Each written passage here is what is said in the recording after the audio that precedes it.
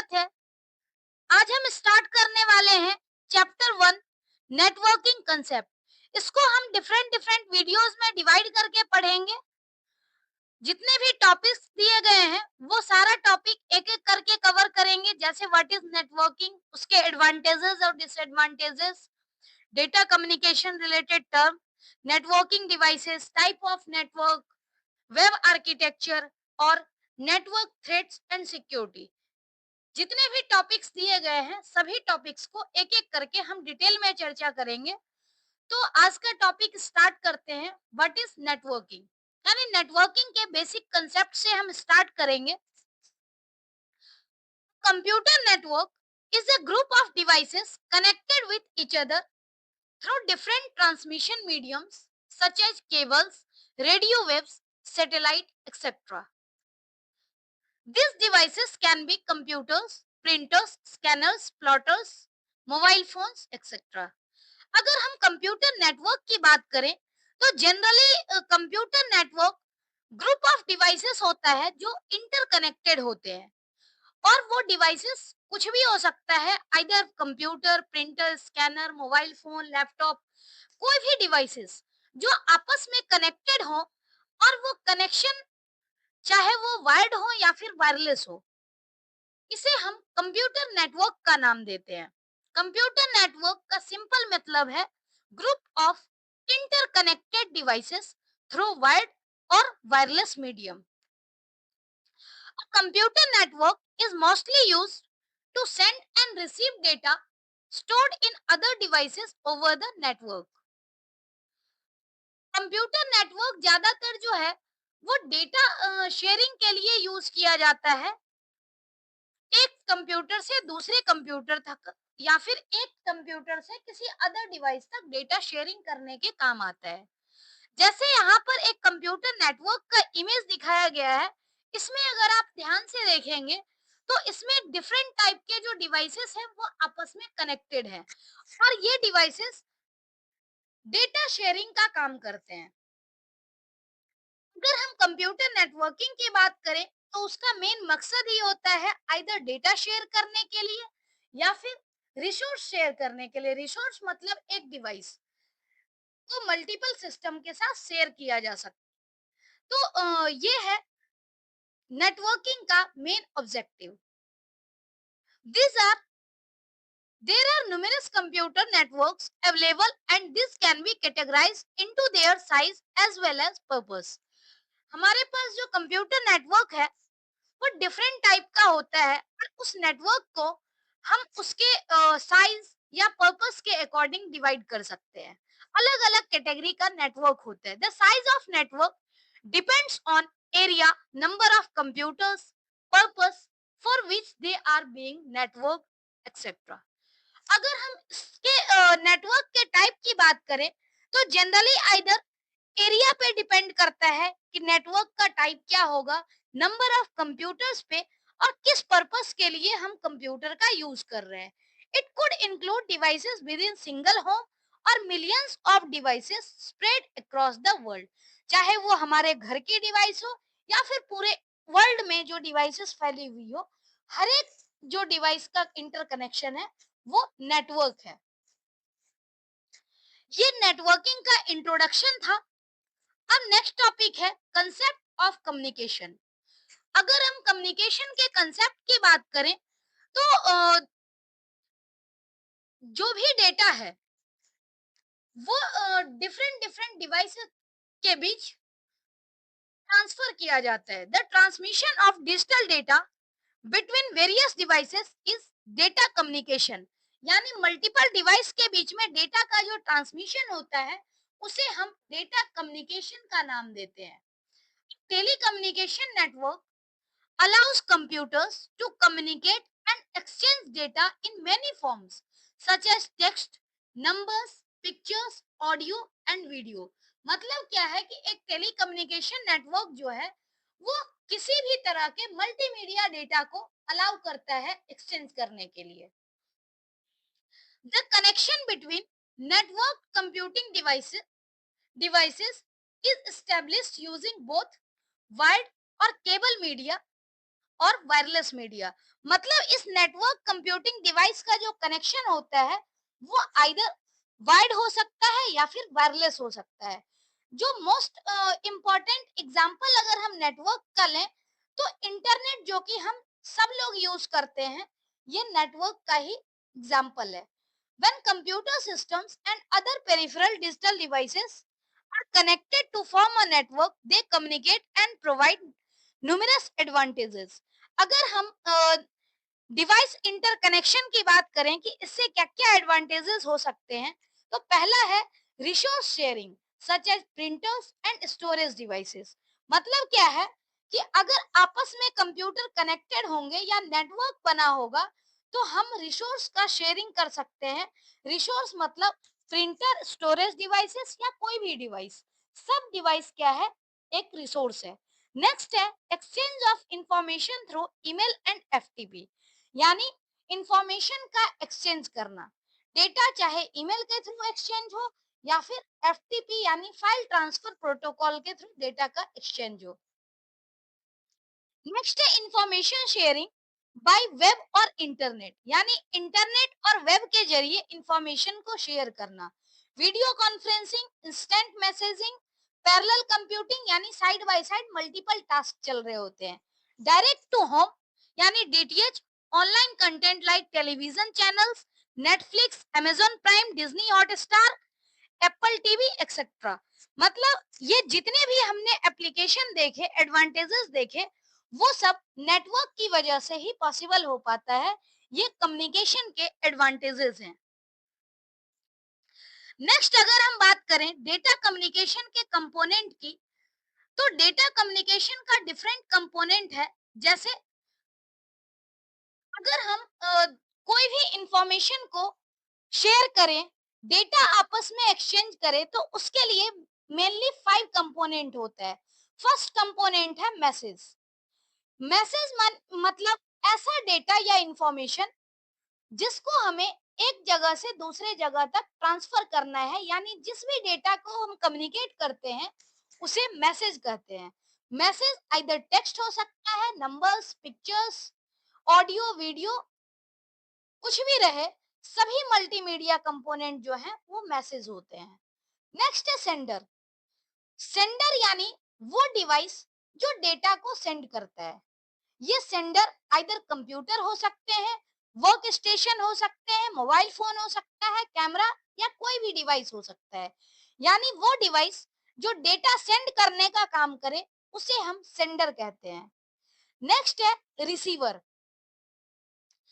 Receiver ऐसा device है जो डेटा या मैसेज को रिसीव करता है। ये भी जस्ट लाइक सेंडर, ये भी क्या है, कंप्यूटर हो सकता है, मोबाइल, टीवी या कोई भी डिवाइस हो सकता है। तो हमने जो देखा है वो मैसेज कंपोनेंट देखे, यानी जो डेटा हम शेयर करते हैं उसे मैसेज कहा जाता है। सेंड करने वाले को सेंडर कहते हैं। जो डेटा रिसीव करता है उसे हम रिसीवर कहते हैं। नेक्स्ट है ट्रांसमिशन और communication medium. This is the medium और path which facilitates messages to travel sender to receiver। मतलब ट्रेवल जो डेटा सेंडर से रिसीवर तक ट्रांसमिट करने में जो मीडियम यूज किया जाता है, जो पाथ यूज किया जाता है, उसे हम ट्रांसमिशन या कम्युनिकेशन मीडियम का नाम कहते हैं। Some examples of transmission media included twisted pair cable, coaxial cable, fibre optic cable, radio wave, microwave and satellite. ये सभी क्या है, ये ट्रांसमिशन मीडियम है। Mostly this is it is a combination of different transmission media. यानी जो communication medium है वो डिफरेंट टाइप के ट्रांसमिशन मीडिया का कॉम्बिनेशन है, होता है जनरली। नेक्स्ट है protocol. Protocol this is a set of rules that govern data communication. यानी डेटा कम्युनिकेशन का जो प्रोसेस है उसको ओवरऑल कंट्रोल करने के लिए प्रोटोकॉल काम करता है। प्रोटोकॉल एक सेट ऑफ रूल्स होता है जो डिफाइन करता है कि डेटा का ट्रांसमिशन कैसे होना है। It represents an agreement between communicating devices and without a protocol two devices may be connected but not communicating like two people are speaking to different languages. जैसे दो लोग आपस में बात कर रहे हो और एक दूसरे की लैंग्वेज समझ में नहीं आती है, तो वो पर्सन एक दूसरे से बोल तो रहे हैं लेकिन एक्चुअल में फ्रूटफुल नहीं हो रहा है, कम्युनिकेट नहीं हो रहा है। उसी तरह से अगर प्रोटोकॉल नहीं होगा तो चाहे कंप्यूटर आपस में कितना भी इंटरकनेक्ट हो जाए, लेकिन डेटा का ट्रांसमिशन प्रॉपर नहीं होगा, कम्युनिकेशन नहीं हो पाएगा, भले ही दोनों डिवाइसेस आपस में कनेक्टेड हो। तो इसीलिए प्रोटोकॉल का होना जरूरी है। Most use protocols are TCP IP, HTTPS, SMTP, IMAP, POP3। TCP/IP क्या होता है? ट्रांसमिशन कंट्रोल प्रोटोकॉल और internet protocol. HTTPS hyper text transfer protocol secure, और एक होता है HTTP यानी hyper text transfer protocol. Next है SMTP, simple mail transfer protocol. ये मेल वगैरह करने के लिए यूज किया जाता है जनरली। इसके बाद आईमैप और पीओपी 3, ये भी डिफरेंट प्रोटोकॉल्स हैं जो यूज किए जाते हैं जनरली कम्युनिकेशन में। इस प्रोटोकॉल के बारे में हमें सबका फुल फॉर्म जरूर ध्यान में रखना है, एग्जाम के पॉइंट ऑफ व्यू से ये काफी इंपॉर्टेंट है।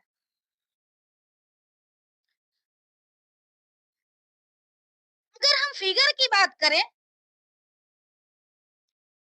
तो फिगर में दिखाया गया है जितने भी डेटा कम्युनिकेशन के कंपोनेंट हैं उसे दिखाया गया है, और किस तरह से ये आपस में कम्युनिकेट करते हैं, तो इसके बारे में भी हम फिगर के हिसाब से ही देखते हैं। अगर हम बात करें मैसेज की, तो मैसेज ऐसा कंपोनेंट है जिसे हमें शेयर करना है। सेंडर और रिसीवर दोनों क्या है? सिस्टम है। सेंडर डेटा को सेंड करता है, रिसीवर डेटा रिसीव करता है, और ट्रांसमिशन मीडियम के थ्रू सेंडर और रिसीवर आपस में कनेक्टेड होते हैं। नेक्स्ट जो प्रोटोकॉल और रूल्स होते हैं वो डेटा कम्युनिकेशन को गवर्न करने के लिए यूज किया जाता है। यहाँ पर हमने दो चीज का फुल फॉर्म नहीं देखा। एक है आईमैप, जिसे हम इंटरनेट मैसेज एक्सेस प्रोटोकॉल कहते हैं, और एक है पीओपी 3। पीओपी 3 मतलब पोस्ट ऑफिस प्रोटोकॉल वर्जन 3। तो इसका फुल फॉर्म आपको जरूर ध्यान में रखना है, एग्जाम के पॉइंट ऑफ व्यू से इंपॉर्टेंट है।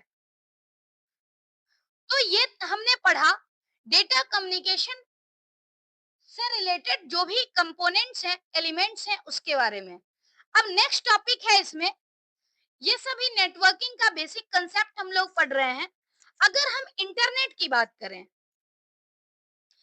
तो इंटरनेट का मतलब है internet, internetwork, and slowly became a globally connected network system that can transmit and receive information। यानी इंटरनेट जो है वो एक इंटरनेटवर्क है, और ये ग्लोबली कनेक्टेड नेटवर्क सिस्टम है जो कि डेटा ट्रांसमिट कर सकता है और रिसीव कर सकता है। It allows devices of all kinds to exchange information in real time and has found many applications that seem to be growing every day. मतलब क्या है कि ये इसमें मल्टीपल टाइप के डिवाइसेस को डेटा एक्सचेंज करने के लिए रियल टाइम में एक्सचेंज करने की फैसिलिटी प्रोवाइड करता है। और अगर हम इंटरनेट की बात करें तो आज के इंटरनेट के युग में इसका बहुत ज्यादा एप्लीकेशन है, हर जगह पर इंटरनेट यूज किया जाता है। अगर हम कुछ कुछ कॉमन एप्लीकेशन की बात करें तो पहला एप्लीकेशन है email and instant messaging. Email and instant messaging के लिए हम इंटरनेट का यूज करते हैं। नेक्स्ट है file sharing and data transfer. तीसरा एप्लीकेशन है ऑडियो एंड वीडियो कॉन्फ्रेंसिंग, यानी ऑडियो वीडियो कॉन्फ्रेंसिंग में जो है हम इंटरनेट का यूज करते हैं।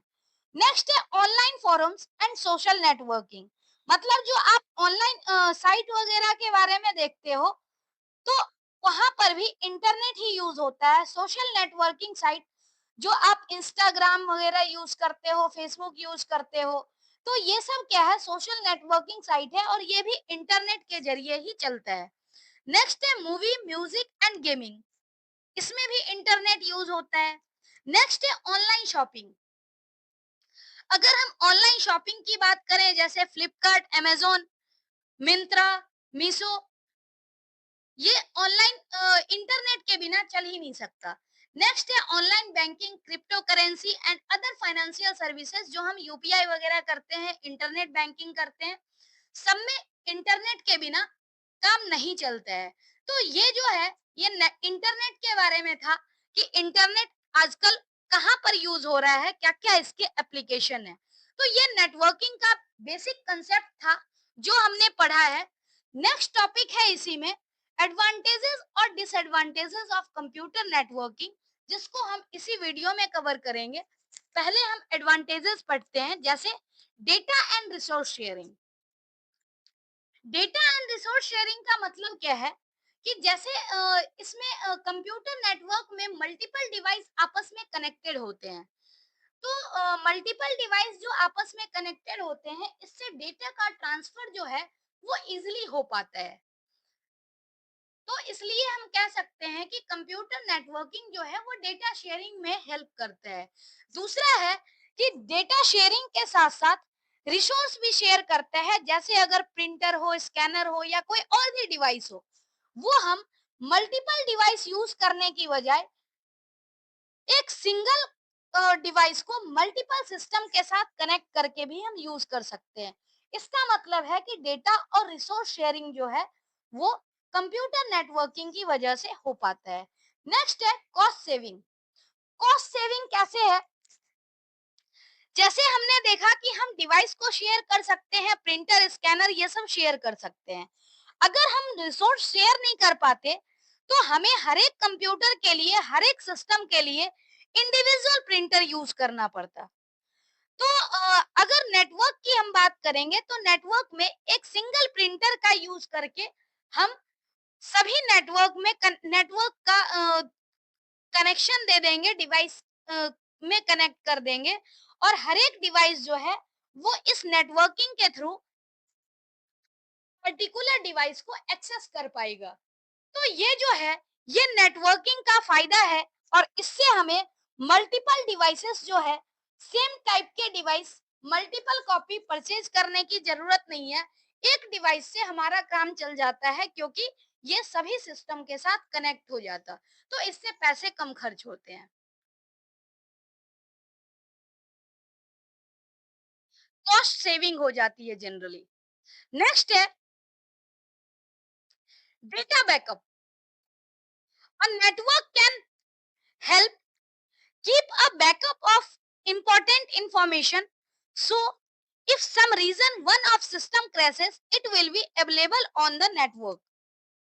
जैसे अगर कई बार क्या होता है कि हम नेटवर्क का यूज करते हैं और बाय चांस कोई सिस्टम फेल हो जाता है, तो उसकी जो कॉपी होती है वो दूसरे सिस्टम पे भी अवेलेबल होती है, और हम उसका यूज करके डेटा अवेलेबल करवा सकते हैं। जैसे क्या है कि आजकल क्लाउड सर्विस अवेलेबल है, Google drive, one drive, drop box, ये सभी अवेलेबल है। तो यहाँ से भी क्लाउड सर्वर की हेल्प से भी हम डेटा को स्टोर करके बैकअप करके रख सकते हैं। नेक्स्ट है स्टोरेज कैपेसिटी।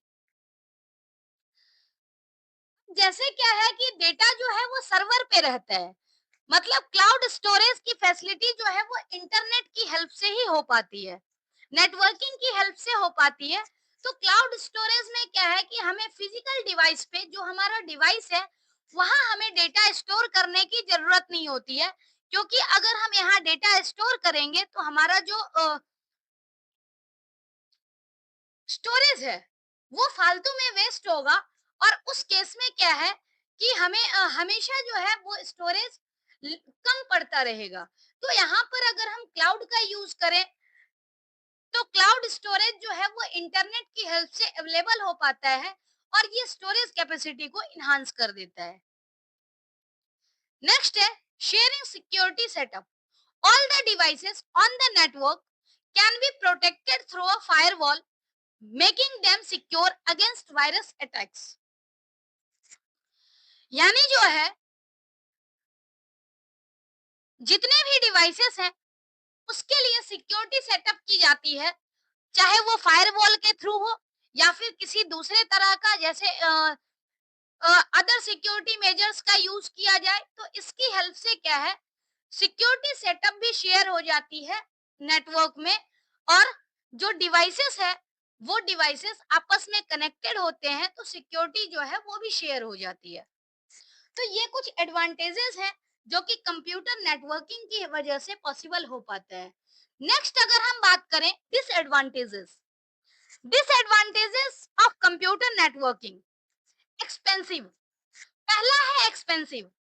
जैसे क्या है कि डिवाइस शेयर हो जाता है, इस वजह से तो क्या है कम कॉस्ट पड़ता है, लेकिन सेटअप करने के लिए हमें बहुत ज्यादा यहाँ पर कॉस्ट ऑफ केबल हो या फिर इक्विपमेंट हो, ये सभी कॉस्टली आते हैं, तो इस वजह से एक्सपेंसिव हो जाता है। नेक्स्ट है मैनेजमेंट ऑफ द नेटवर्क। अब सिंगल सिंगल डिवाइस को तो मैनेज करना आसान होता है, लेकिन अगर हम नेटवर्क की बात करें तो नेटवर्क को मैनेज करना डिफिकल्ट होता है, और इसके लिए स्किल्ड पर्सन चाहिए जो कि लार्ज नेटवर्क को हैंडल कर पाए। It requires training of people who are employed in the network.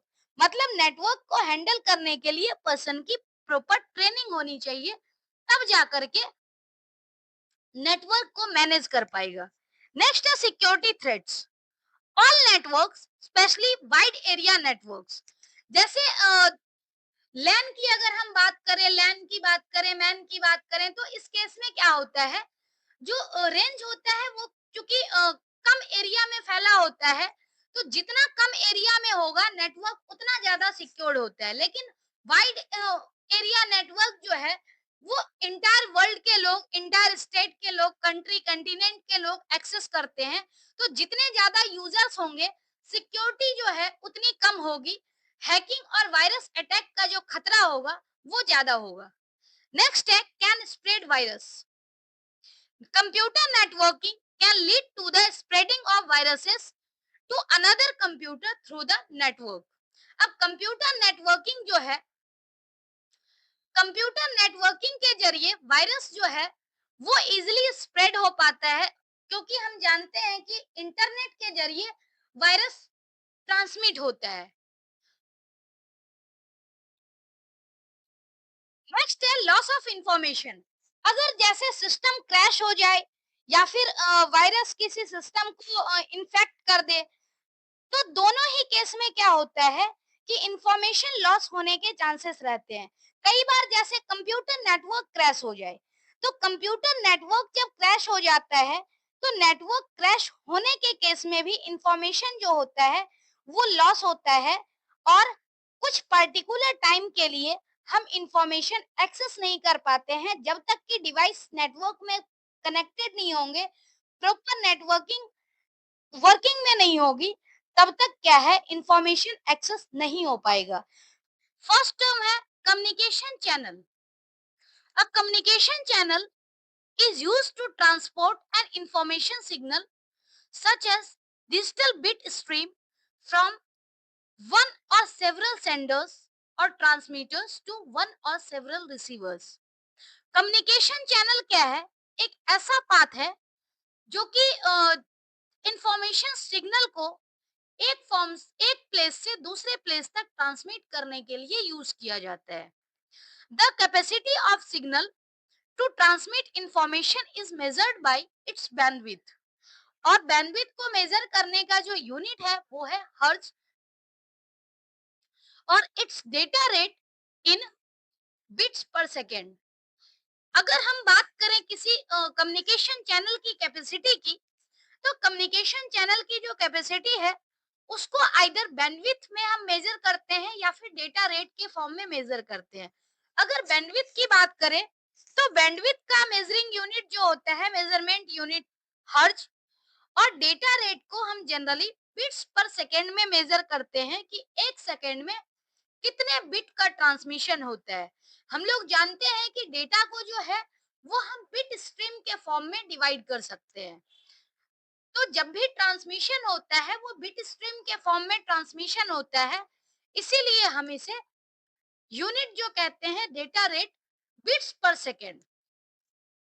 The pathways used to communicate data और communication channels use two types of media. अगर हम कम्युनिकेशन चैनल की बात करें, पाथवे की बात करें, तो दो तरह का मीडिया यूज किया जाता है। एक ट्रांसमिशन मीडिया जो वायर्ड होते हैं, physical transmission medium such as a wire और केबल। केबल चाहे ट्विस्टेड पेयर केबल हो, कोएक्सियल केबल हो, फाइबर ऑप्टिक केबल हो, या फिजिकल ट्रांसमिशन मीडियम होते हैं। दूसरा है लॉजिकल कनेक्शन और broadcast over a multiplexed medium. Multiplex medium क्या हो सकता है? Either microwave, satellite, radio, infrared. The multiplexing divides the capacity of communication channel into several logical channels, one for each message signal or data stream to be transferred. अब logical connection जो होते हैं वो generally wireless connection होते हैं, और इसमें जो मल्टीप्लेक्सिंग है वो कम्युनिकेशन चैनल की कैपेसिटी को डिफरेंट लॉजिकल चैनल में डिवाइड कर देती है, और हर एक चैनल से जो है वो अलग अलग मैसेज सिग्नल ट्रांसमिट किया जाता है। ये था कम्युनिकेशन चैनल के बारे में। ये टर्म हमने देखा कम्युनिकेशन चैनल मेनली एक लाइन में अगर हम कहें तो एक ऐसा पाथ जिसके थ्रू डेटा का ट्रांसमिशन होता है, चाहे वायर्ड हो या फिर वायरलेस हो, दोनों तरह के कम्युनिकेशन चैनल हो सकते हैं।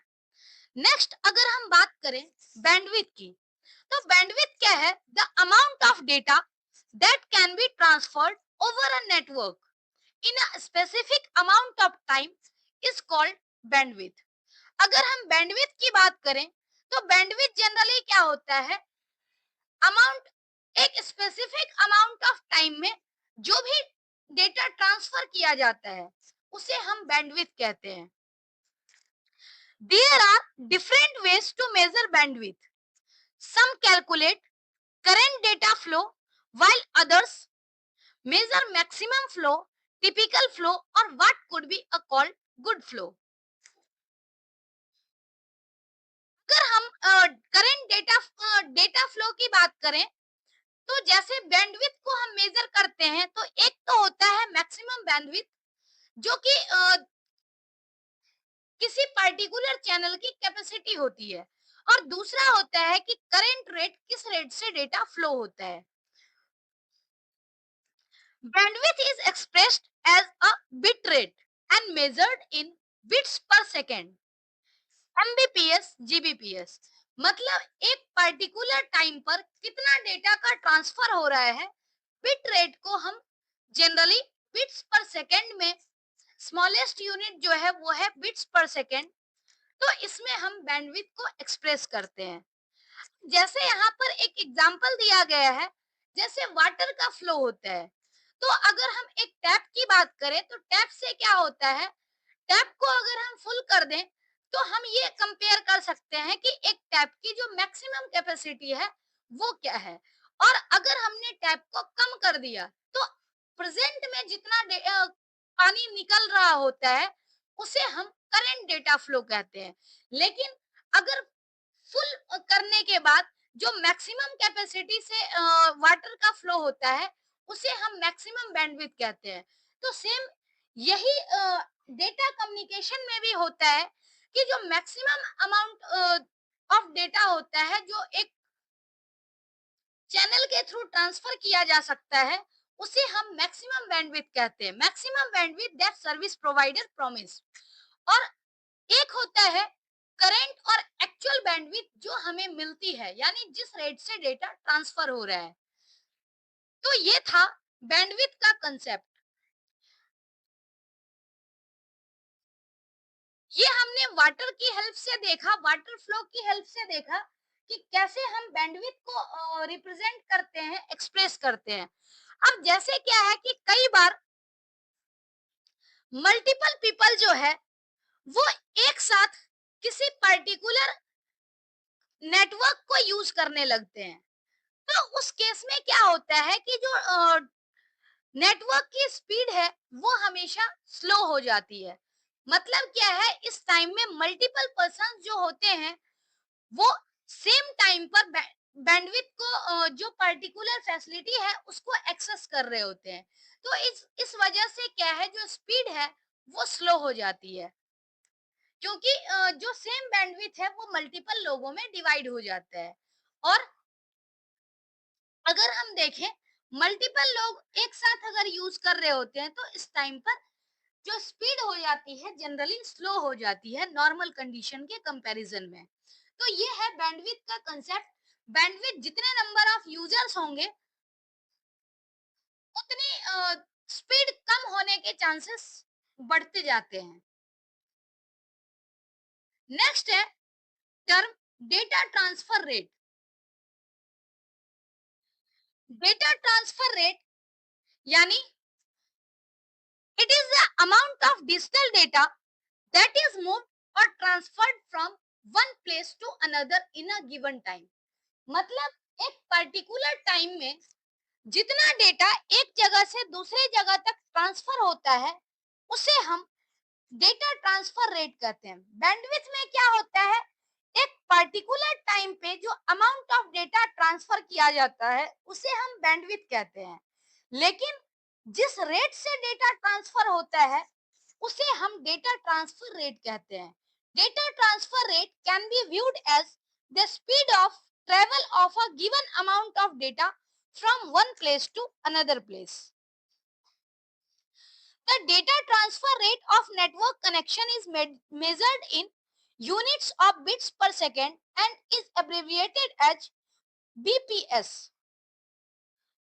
मतलब डेटा ट्रांसफर रेट जो है उसको मेजर करने की स्मॉलेस्ट यूनिट जो है वो है बिट्स पर सेकेंड।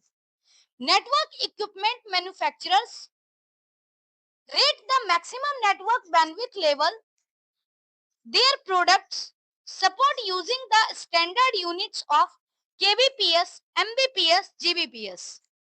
यानी जो नेटवर्क इक्विपमेंट मैन्युफैक्चरर होता है वो जो जनरली जो रेट देता है वो केबीपीएस, एमबीपीएस और जीबीपीएस में होता है।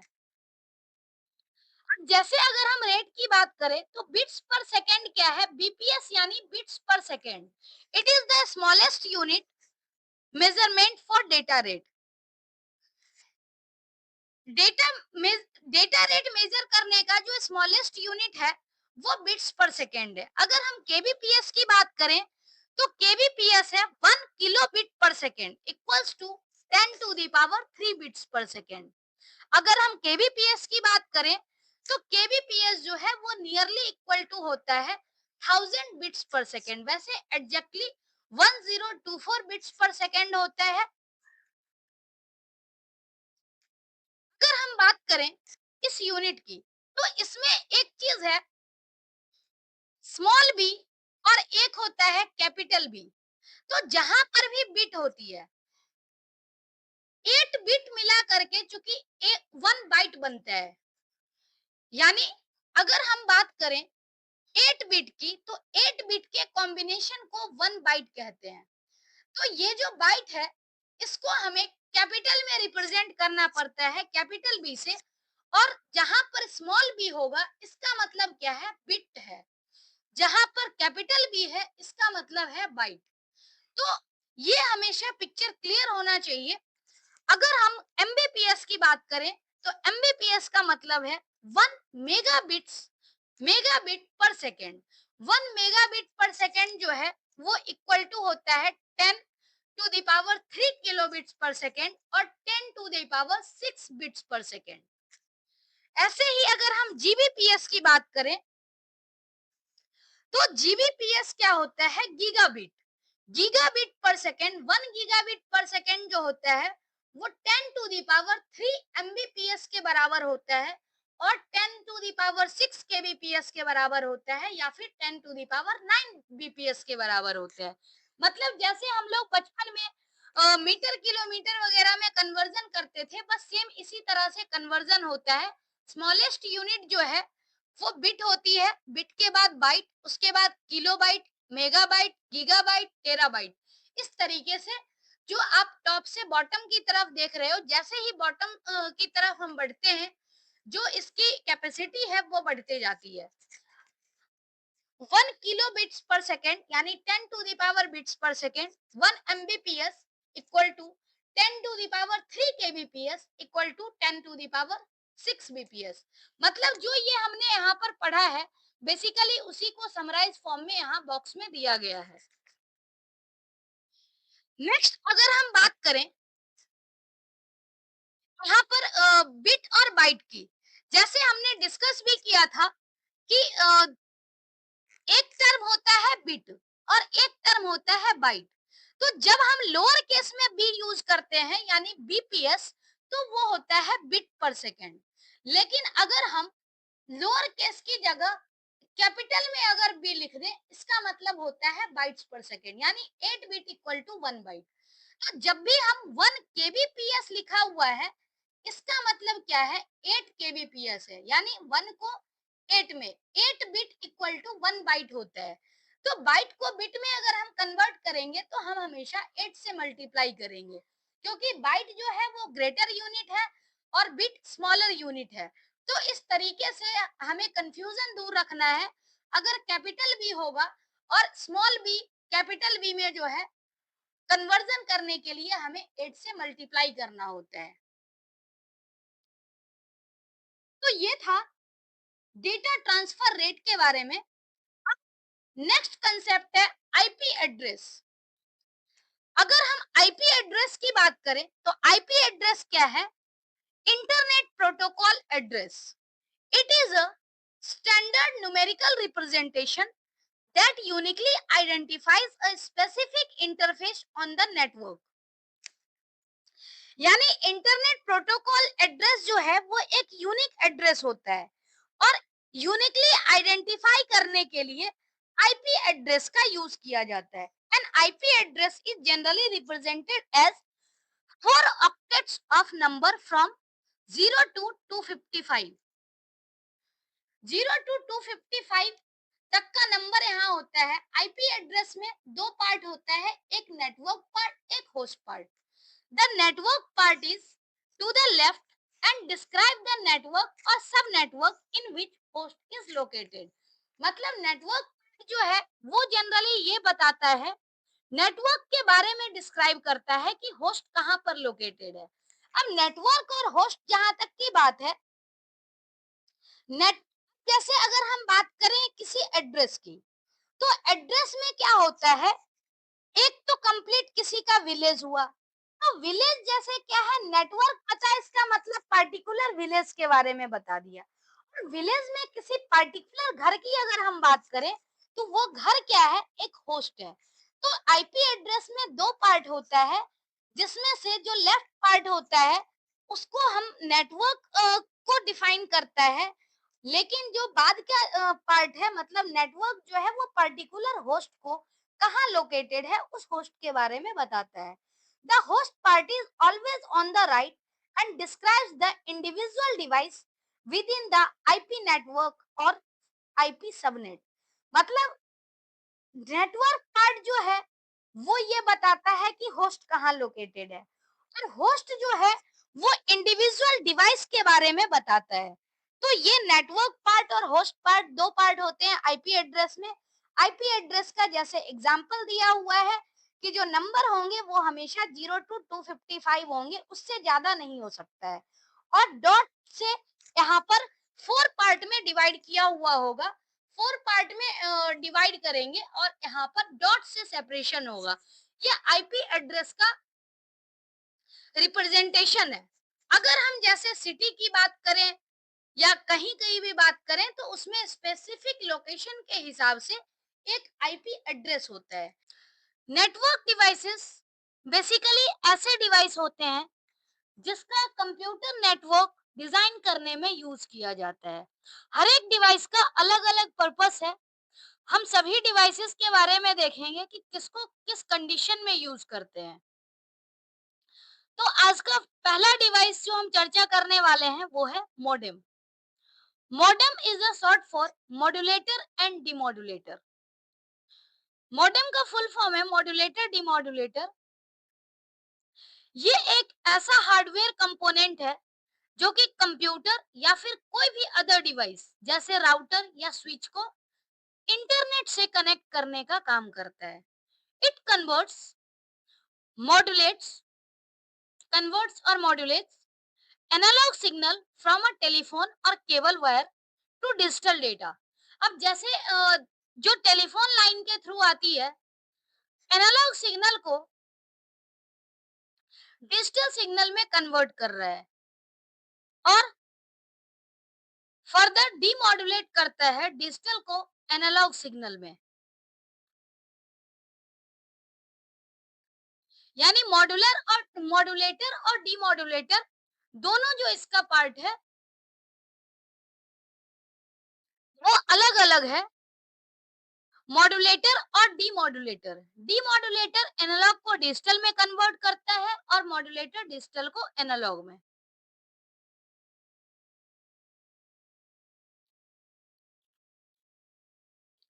तो ये है बेसिकली मॉडेम का वर्किंग। जो स्टार्टिंग में मॉडेम आते थे वो ज्यादातर डायल अप कनेक्शन वाले थे। Means they had to dial a phone number to connect to an ISP. यानी डायल अप टाइप का जो मॉडेम होता था उसमें बेसिकली एक फोन नंबर को डायल करना होता था और उसके बाद इंटरनेट से कनेक्शन मिलता था। This used the same frequency as telephone calls which limited their maximum data transfer rate to 56 kbps। यानी इसमें जो डायल अप कनेक्शन जब यूज होता था तो इसका data transfer rate maximum 56 kbps होता था, यानी किलोबिट पर second. Dial up modem also require full use of local telephone line। यानी लोकल टेलीफोन लाइन का यूज करता था ताकि किसी भी तरह से इंटरनेट कनेक्शन में इंटरप्ट क्रिएट ना हो।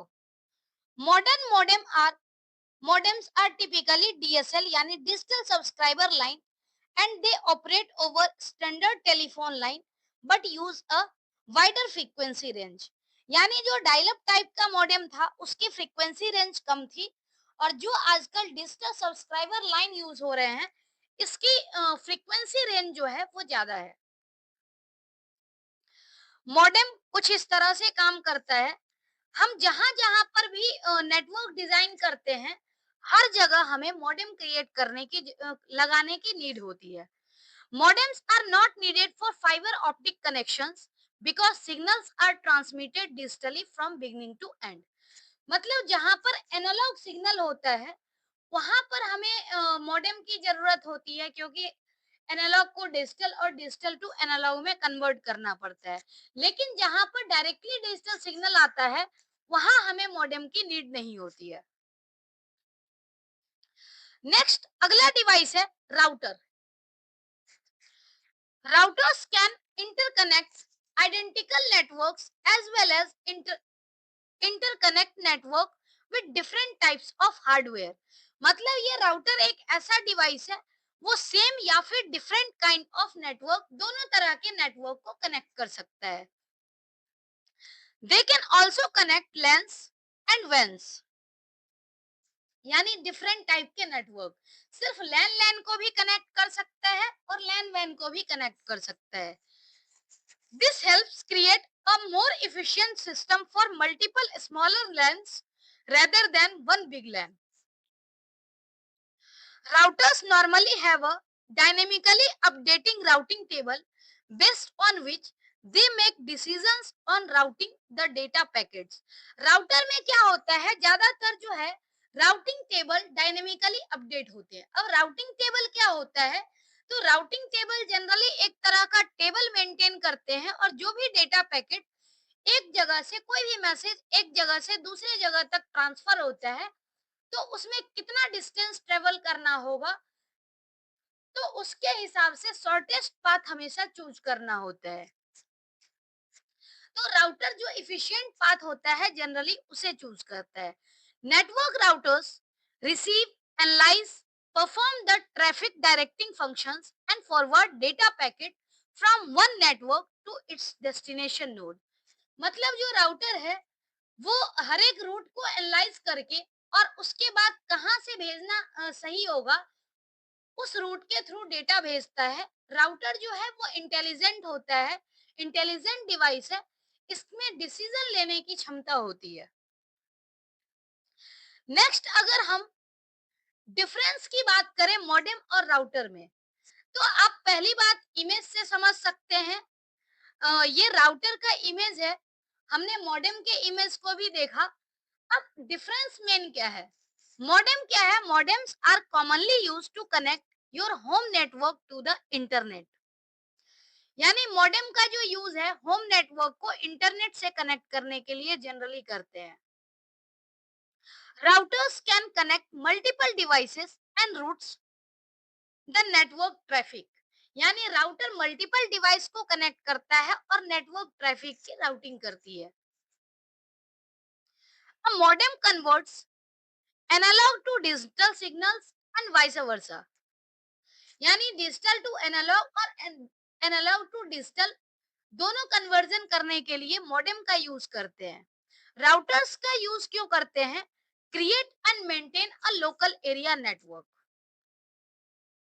नेक्स्ट है a modem does not inspect the data packet before forwarding.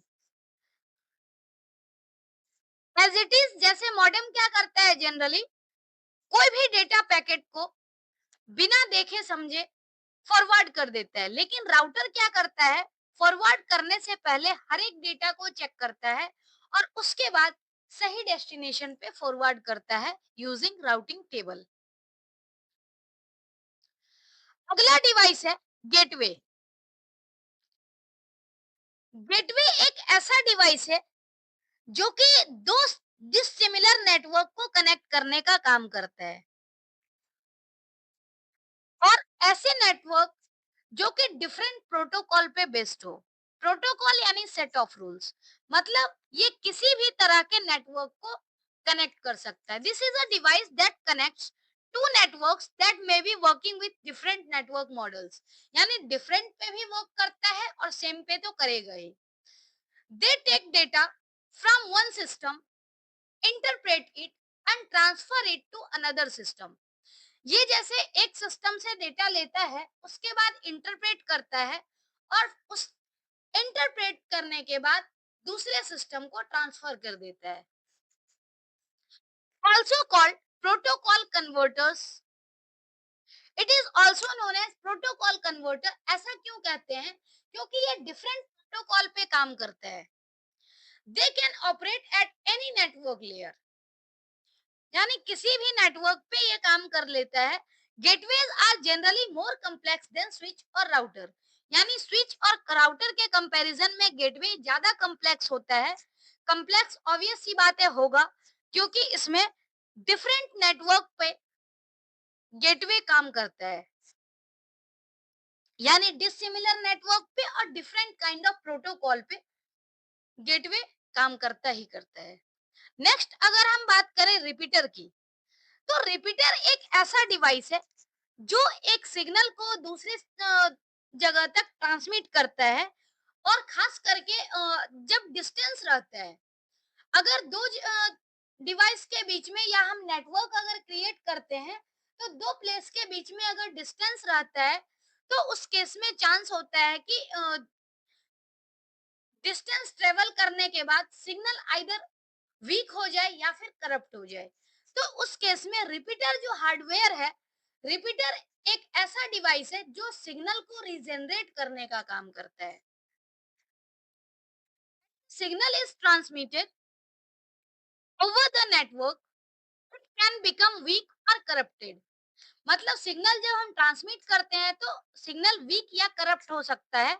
A repeater is a hardware device that can be used to regenerate the signal. यानी सिग्नल को रीजनरेट करता है, which is then copied bit by bit and regenerated to its the original strength. मतलब कोई signal जो है वो अगर वीक हो जाता है, तो बिट बाय बिट रीजनरेट करता है और उसे ओरिजिनल स्ट्रेंथ पहुंचाता है, ताकि नेक्स्ट जो जहां पर नेटवर्क हो, वहां पर भी सेम सिग्नल स्ट्रेंथ में डेटा ट्रांसफर हो सके, इंटरनेट स्पीड प्रोवाइड किया जा सके। This can help extend the length to which the signal can be transmitted over the same network। However, repeater don't amplify the signal, they simply regenerate it. मतलब ये क्या करता है, सिग्नल को amplify नहीं करता, रीजनरेट कर देता है। यानी data bit by bit data लेता है और उसे रीजनरेट करने का काम करता है, ताकि सेम सिग्नल स्ट्रेंथ से डेस्टिनेशन तक डेटा पहुंच सके। जो रिपीटर है वो जनरली वायर्ड भी हो सकते हैं और वायरलेस भी होते हैं, दोनों तरह का रिपीटर होता है। अगला डिवाइस है hub. This device is a multi port repeater. जो हम रिपीटर डिवाइस बोल रहे हैं, अगर रिपीटर ही है, रिपीटर में हमारे पास जो पोर्ट होता है वो चूंकि लिमिटेड होता है। अगर मल्टी पोर्ट रिपीटर की बात करें तो हब क्या है, एक मल्टी पोर्ट रिपीटर है और ये it connects multiple wires coming from different branches. यानी ये मल्टीपल वायर्स को कनेक्ट कर सकता है। जैसे आप देख रहे होंगे यहाँ पर मल्टीपल केबल कनेक्ट हो सकते हैं। Hubs can't filter data, so data packets are sent to all connected device। यानी हब जो है वो डेटा फिल्टरिंग कैपेसिटी नहीं होती है और ये ब्रॉडकास्ट के बेस पे काम करता है। कोई भी डेटा पैकेट हो, वो हर एक डिवाइस को, जितने डिवाइस कनेक्टेड हैं वो सभी डिवाइस को ट्रांसफर किया जाता है।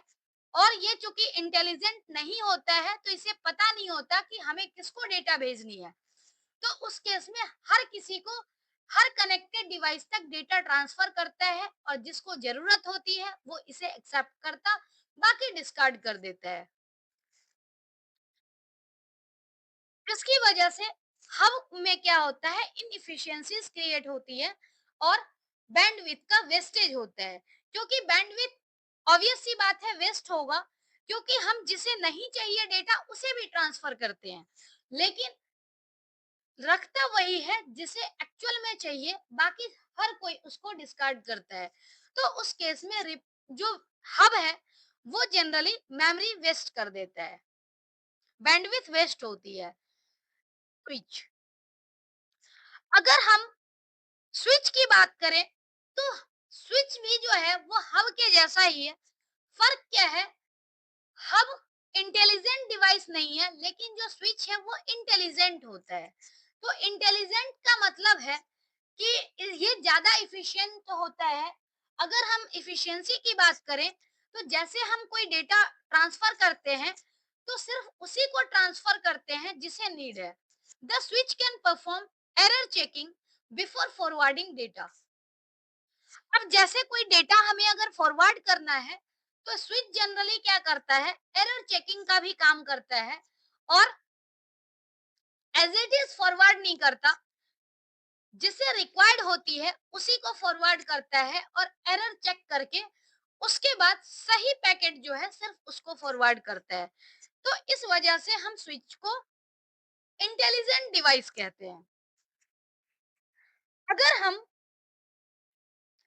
स्विच और हब के बीच में कंपैरिजन करना चाहें तो कंपैरिजन यहाँ टेबल के फॉर्म में दिया गया है। अगर हब की बात करें तो हब क्या है, it is a repeater with multiple ports. और स्विच की बात करें तो स्विच क्या है, स्मार्ट वर्जन ऑफ हब, यानी ये इंटेलिजेंट है।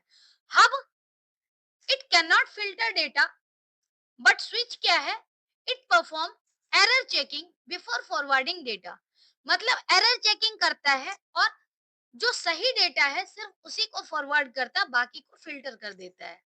नेक्स्ट है, it sends the packets received to all connected device. मतलब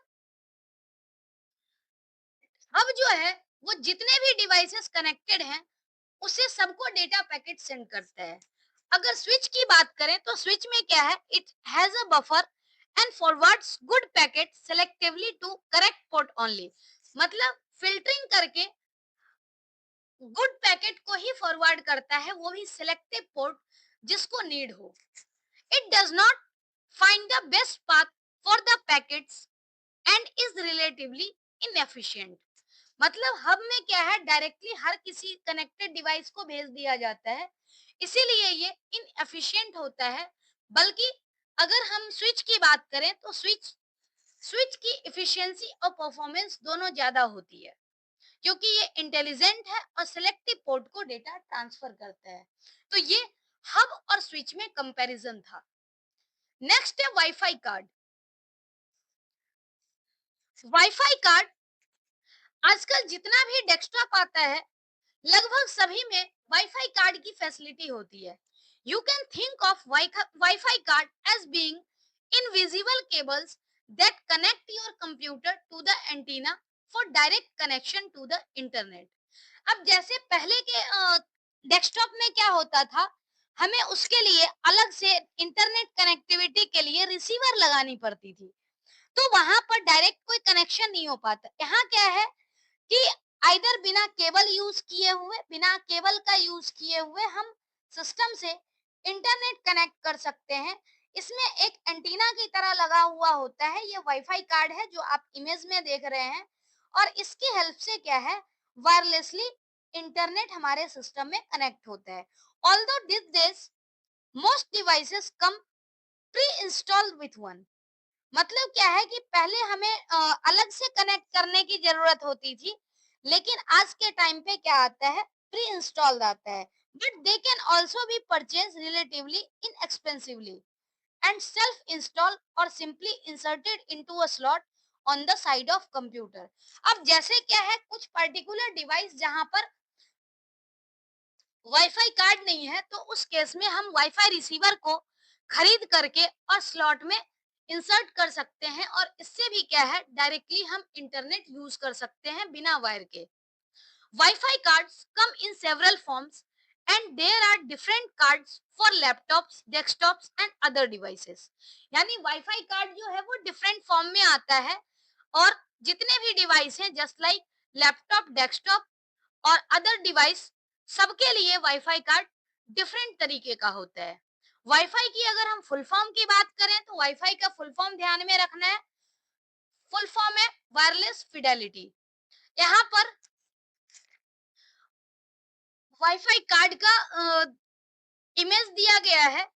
अगर हम वाईफाई कार्ड के मैकेनिज्म की बात करें, तो इसमें जैसे क्या है कि हमें डिजिटल सब्सक्राइबर लाइन और हाई स्पीड केबल के थ्रू जिस तरीके से हम डेटा ट्रांसफर करते थे, उसी तरह से यहाँ पर वायरलेस तरीके से डेटा ट्रांसफर होता है। Wireless signals typically travel between 23 metre to 46 metre. अब वायरलेस सिग्नल जो है 23 से 46 मीटर के रेंज में ट्रेवल करता है, और इस केस में क्या है कि हम वाईफाई कार्ड की हेल्प से वायरलेसली अपने सिस्टम में इंटरनेट कनेक्ट कर पाते हैं। एक टर्म है लीज लाइन। लीज लाइन क्या है? A fixed bandwidth dedicated connection mostly used for businesses with high data exchange requirements is a lease line. अगर किसी जगह पर हमें एक फिक्स्ड बैंडविड्थ डेडिकेटेड कनेक्शन की नीड हो, तो उस केस में हम लीज लाइन का यूज करते हैं। This is much more stable and reliable for providing uninterrupted high speed high bandwidth data. मतलब लीज लाइन की हेल्प से बहुत अच्छे सिग्नल स्ट्रेंथ के साथ हमें इंटरनेट कनेक्शन मिलता है। It is much more expensive than a normal broadband connection, लेकिन ब्रॉडबैंड कनेक्शन के कंपैरिजन में ये कॉस्टली पड़ते हैं। ऑब्वियस सी बात है, ज्यादा फैसिलिटी होगी तो कॉस्ट भी ज्यादा होगा। Types of networks. The entire world has become interconnected through networks, big and small. These networks can be categorized based on their geographical area, dimension, and purpose. From a network within a single home to millions of devices spread around the world, they are in every size. अगर हम world की बात करें, तो पूरे world में different different type के networks हैं, चाहे वो छोटे नेटवर्क हैं और या फिर बड़े नेटवर्क हैं। तो इस नेटवर्क को हम ज्योग्राफिकल एरिया और पर्पस के आधार पे डिफरेंट कैटेगरी में डिवाइड कर सकते हैं। जैसे नेटवर्क को अगर हम अलग अलग कैटेगरी में क्लासिफाई करें, तो यहाँ पर टोटल 5 कैटेगरी दी गई है: पैन, लैन, मैन, वैन और वीपीएन।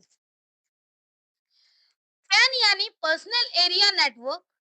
लैन local area network, MAN metropolitan area network, वैन वाइड एरिया नेटवर्क और वीपीएन वर्चुअल प्राइवेट नेटवर्क। तो इस सब का फुल फॉर्म याद रखना जरूरी है। एक एक करके हम सभी नेटवर्क के बारे में डिस्कस करेंगे। जैसे फर्स्ट है पैन, यानी पर्सनल एरिया नेटवर्क। अगर हम पर्सनल एरिया नेटवर्क की बात करें तो ये एक ऐसा नेटवर्क है जो कि हमारे रूम में, हमारे हाउस में डिजाइन किया जाता है। और इस नेटवर्क का जो रेंज होता है जनरली मैक्सिमम जो होता है 10 metre. It generally consist of computer, mobile, tablet, laptop etcetera. अगर हम पर्सनल एरिया नेटवर्क की बात करें तो ज्यादातर ये नेटवर्क जो है हम पर्सनल यूज के लिए डिजाइन करते हैं और इसके लिए हमें अलग से कोई डिवाइस की जरूरत नहीं होती है। हम जनरली अपने जो डेटा केबल्स वगैरह होते हैं या फिर हॉटस्पॉट ये सब का यूज करके नेटवर्क डिजाइन कर लेते हैं। For example transferring files between two mobile phones और from a mobile phone to a laptop. तो इस तरह की अगर हमें कुछ भी करनी है तो उसके लिए हम क्या करते हैं, दो मोबाइल फोन को कनेक्ट करते हैं या मोबाइल फोन को लैपटॉप से कनेक्ट करते हैं। तो ये भी क्या है, एक तरह का नेटवर्क है और इस नेटवर्क को हम पर्सनल एरिया नेटवर्क के नाम से जानते हैं। अगर हम इसके एडवांटेजेस की बात करें तो ये अदर नेटवर्क के कंपैरिजन में सेफ एंड सिक्योर है, क्योंकि ये हम लोग पर्सनल यूज के लिए बनाते हैं और इसमें दूसरा कोई भी पर्सन का इन्वॉल्वमेंट नहीं होता है। तो ये नेटवर्क काफी सेफ है। This network is a short range solution for up to 10 metres. मतलब 10 मीटर तक के लिए एक सॉल्यूशन है नेटवर्क डिजाइन करने का, जो कि हम पर्सनल एरिया नेटवर्क के थ्रू अपने काम को कर सकते हैं। Strictly restricted to small area, यानी पर्सनल एरिया नेटवर्क जो है वो स्ट्रिक्टली रिस्ट्रिक्टेड है स्मॉल एरिया में। कहने का मतलब कि 10 मीटर मैक्सिमम डिस्टेंस है, तो ऑब्वियस सी बात है स्मॉल एरिया ही होगा। अगर हम डिसएडवांटेज की बात करें तो डिसएडवांटेज है लिमिटेड बाय डिस्टेंस, यानी ज्यादा डिस्टेंस पे अगर कोई डिवाइस है तो उससे हम पर्सनल एरिया नेटवर्क के थ्रू कनेक्ट नहीं कर सकते हैं। दूसरा है मे gate interference from networks at the same radio bands. मतलब सेम रेडियो बैंड्स अगर घर का होता है या फिर घर से रिलेटेड उस रेंज में होता है तो उस टाइम पे इंटरफेरेंस क्रिएट हो सकती है। नेक्स्ट नेटवर्क है लैन। मतलब पर्सनल एरिया नेटवर्क जो किसी एक पर्टिकुलर रूम में होता है या फिर 10 मीटर के रेंज में होता है। अगर हम लैन की बात करें तो लैन जनरली क्या है, लोकल एरिया नेटवर्क और इसका जो रेडियस है वो अप टू 10 किलोमीटर है। 10 किलोमीटर तक हम मैक्सिमम जैसे राउटर्स या फिर कोई भी पेरिफेरल डिवाइसेस का यूज करके, कंप्यूटर्स का यूज करके अप टू 10 किलोमीटर रेडियस तक हम लोकल एरिया नेटवर्क को डिजाइन कर सकते हैं। ये जनरली कोई एक छोटे से कैंपस या फिर किसी ऑर्गेनाइजेशन में डिजाइन किया जाता है। It is used for sharing resources such as files, printers, software and application. जो लोकल एरिया नेटवर्क है वो जनरली फाइल्स को शेयर करने के लिए और साथ में ही रिसोर्सेस जैसे प्रिंटर, सॉफ्टवेयर और कोई भी एप्लीकेशन शेयर करने के लिए लोकल एरिया नेटवर्क का डिजाइन किया जाता है। It is usually a private network belonging to an institution और ऑर्गेनाइजेशन। जैसे लोकल एरिया नेटवर्क होता है वो किसी पर्टिकुलर ऑर्गेनाइजेशन का होता है जनरली। यहाँ पर एक एग्जाम्पल है कंपनी के लोकल एरिया नेटवर्क का और दूसरा एग्जाम्पल है ऑफिस के लोकल एरिया नेटवर्क का। यहाँ पर हम देख सकते हैं कि ऑफिस लोकल एरिया नेटवर्क में भी क्या है, डिफरेंट डिफरेंट डेस्कटॉप और लैपटॉप कनेक्टेड है। इसी तरह से कंपनी के अगर हम लोकल एरिया की बात करें तो हर एक कंपनी के अलग अलग डिपार्टमेंट के जो कंप्यूटर हैं वो सभी कनेक्टेड होकर के लोकल एरिया नेटवर्क बनाते हैं। तो इस तरह से लोकल एरिया नेटवर्क डिजाइन किया जाता है। अगर हम इसके एडवांटेजेस की बात करें तो एडवांटेज है significantly reduces the cost of equipments and software shared over the network. अब जैसे क्या है, इंडिविजुअल अगर हम हर एक सिस्टम के लिए कोई भी सॉफ्टवेयर या इक्विपमेंट खरीदते हैं तो उससे क्या है, कॉस्ट बढ़ जाती है। लेकिन अगर हम इसे शेयर्ड मोड में यूज करें तो कॉस्ट सेविंग भी होगा। दूसरा है helps reduce redundancy of data which can stored on a single device with a backup on cloud. अब जैसे क्या है, अलग अलग कंप्यूटर में स्टोर करने की बजाय हम नेटवर्क पे या फिर क्लाउड पे हम डेटा को स्टोर कर सकते हैं। दूसरा है data storage is secure and it's transfer is fast and easy. क्योंकि लोकल एरिया नेटवर्क है तो ज्यादा लोगों का इंटरफेरेंस नहीं होगा, बाहरी लोगों का कोई इंटरफेरेंस नहीं है। तो इस केस में जो डेटा है वो काफी सिक्योर होता है और ट्रांसफर जो होता है वो काफी फास्ट और इजी होता है। नेक्स्ट, अगर हम इसके डिसएडवांटेज की बात करें तो डिसएडवांटेज है installing a LAN can be expensive and tedious. यानी पर्सनल एरिया नेटवर्क के कंपैरिजन में जो लैन है वो एक्सपेंसिव है। दूसरा है since there is a LAN admin privacy could be an issue. यानी लैन है तो इसमें एडमिन प्राइवेसी का इशू बन सकता है, क्योंकि हर कोई इसको एक्सेस करेगा तो हो सकता है कई बार एडमिन प्राइवेसी फेल हो जाए।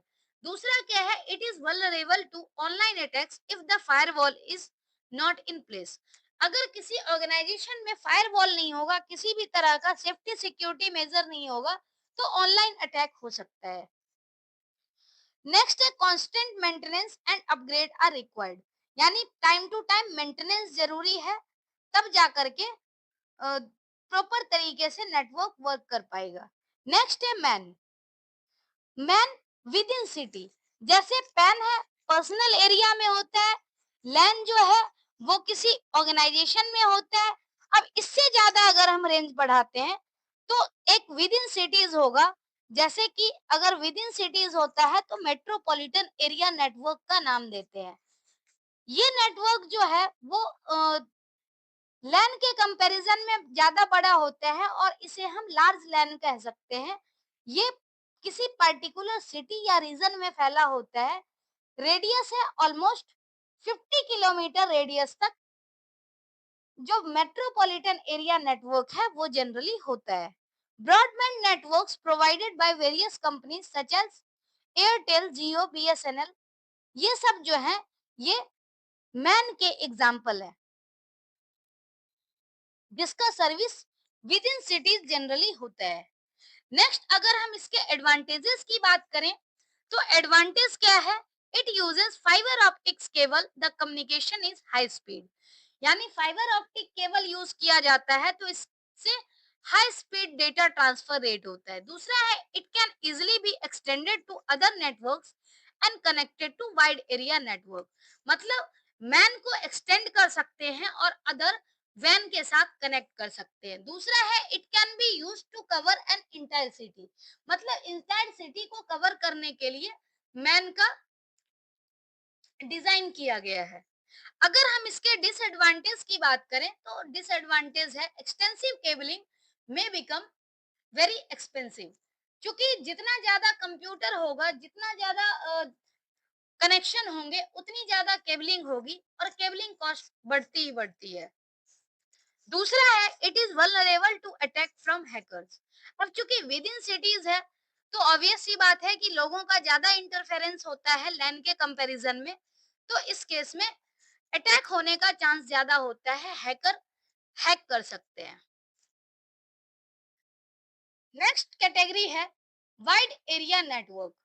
अगर हम वाइड एरिया नेटवर्क की बात करें तो वाइड एरिया नेटवर्क जो होता है वो जनरली लार्ज ज्योग्राफिकल एरियाज में फैला होता है। जैसे कोई मल्टीपल सिटीज हो गए, कंट्री हो गया, कॉन्टिनेंट हो गए।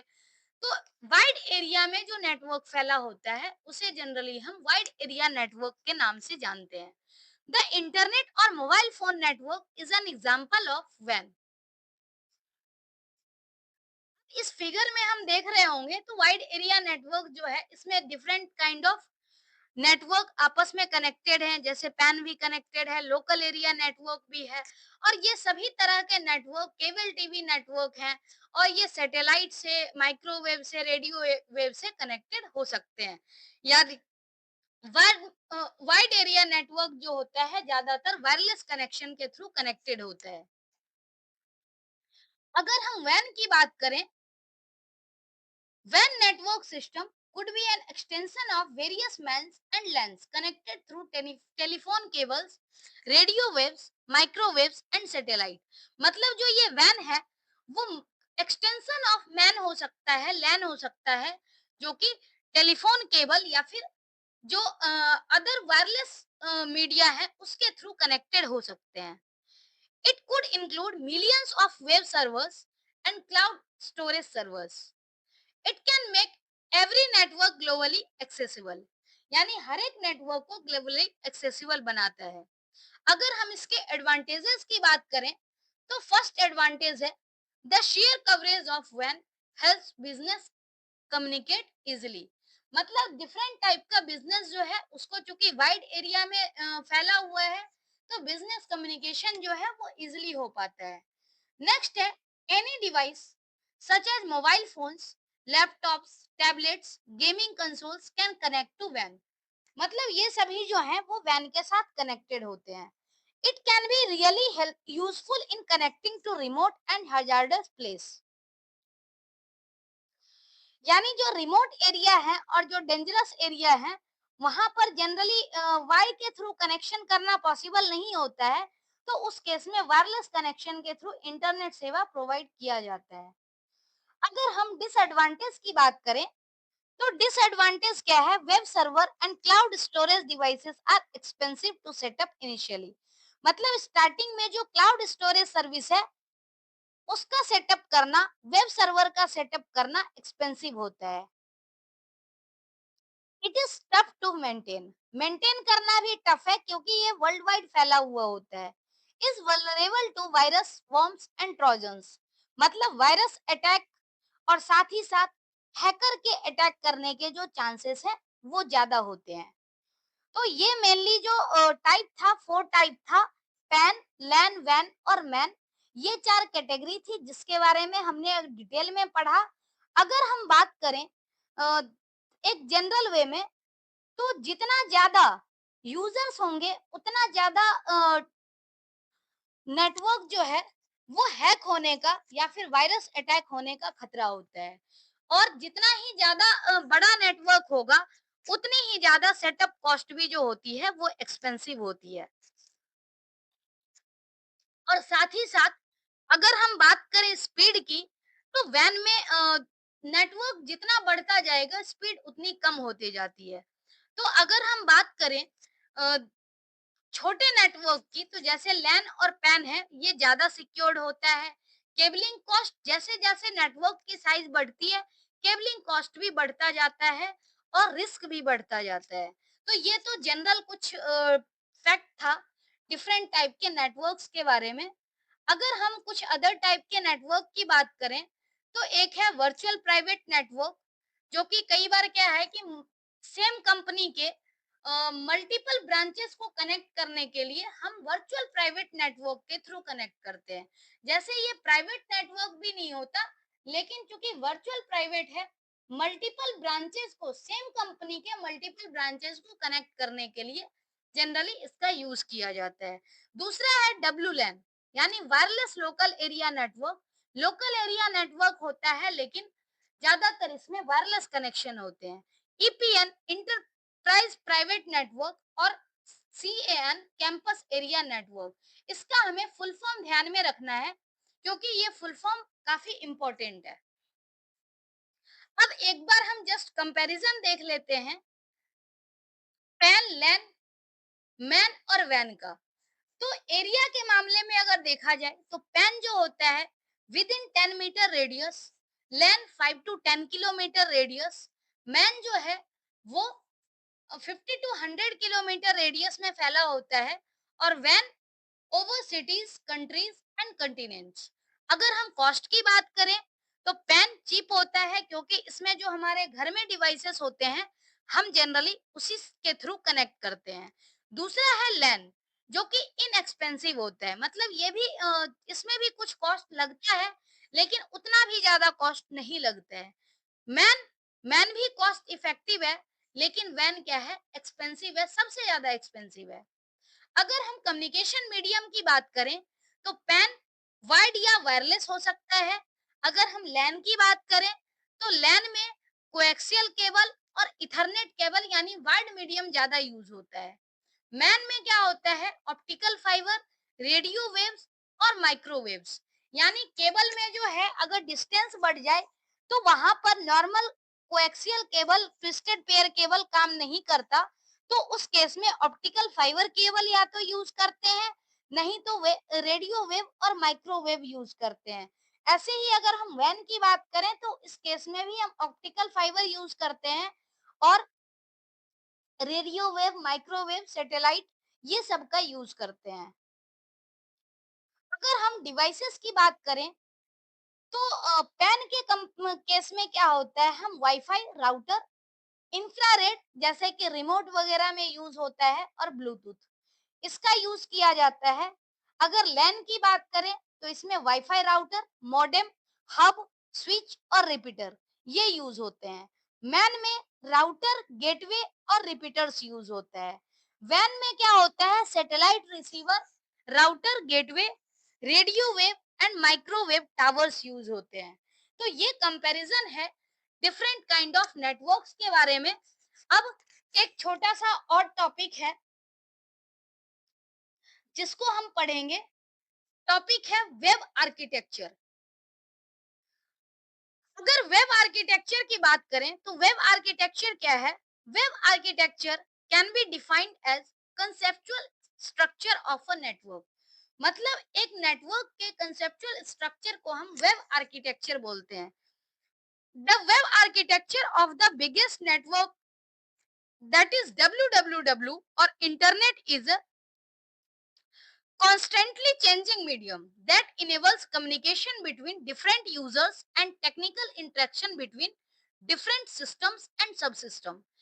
वेब आर्किटेक्चर जनरली जो क्या करता है, डिफरेंट सिस्टम के आपस में इंटरेक्ट करने के लिए एक तरीका प्रोवाइड करता है, फैसिलिटी प्रोवाइड करता है।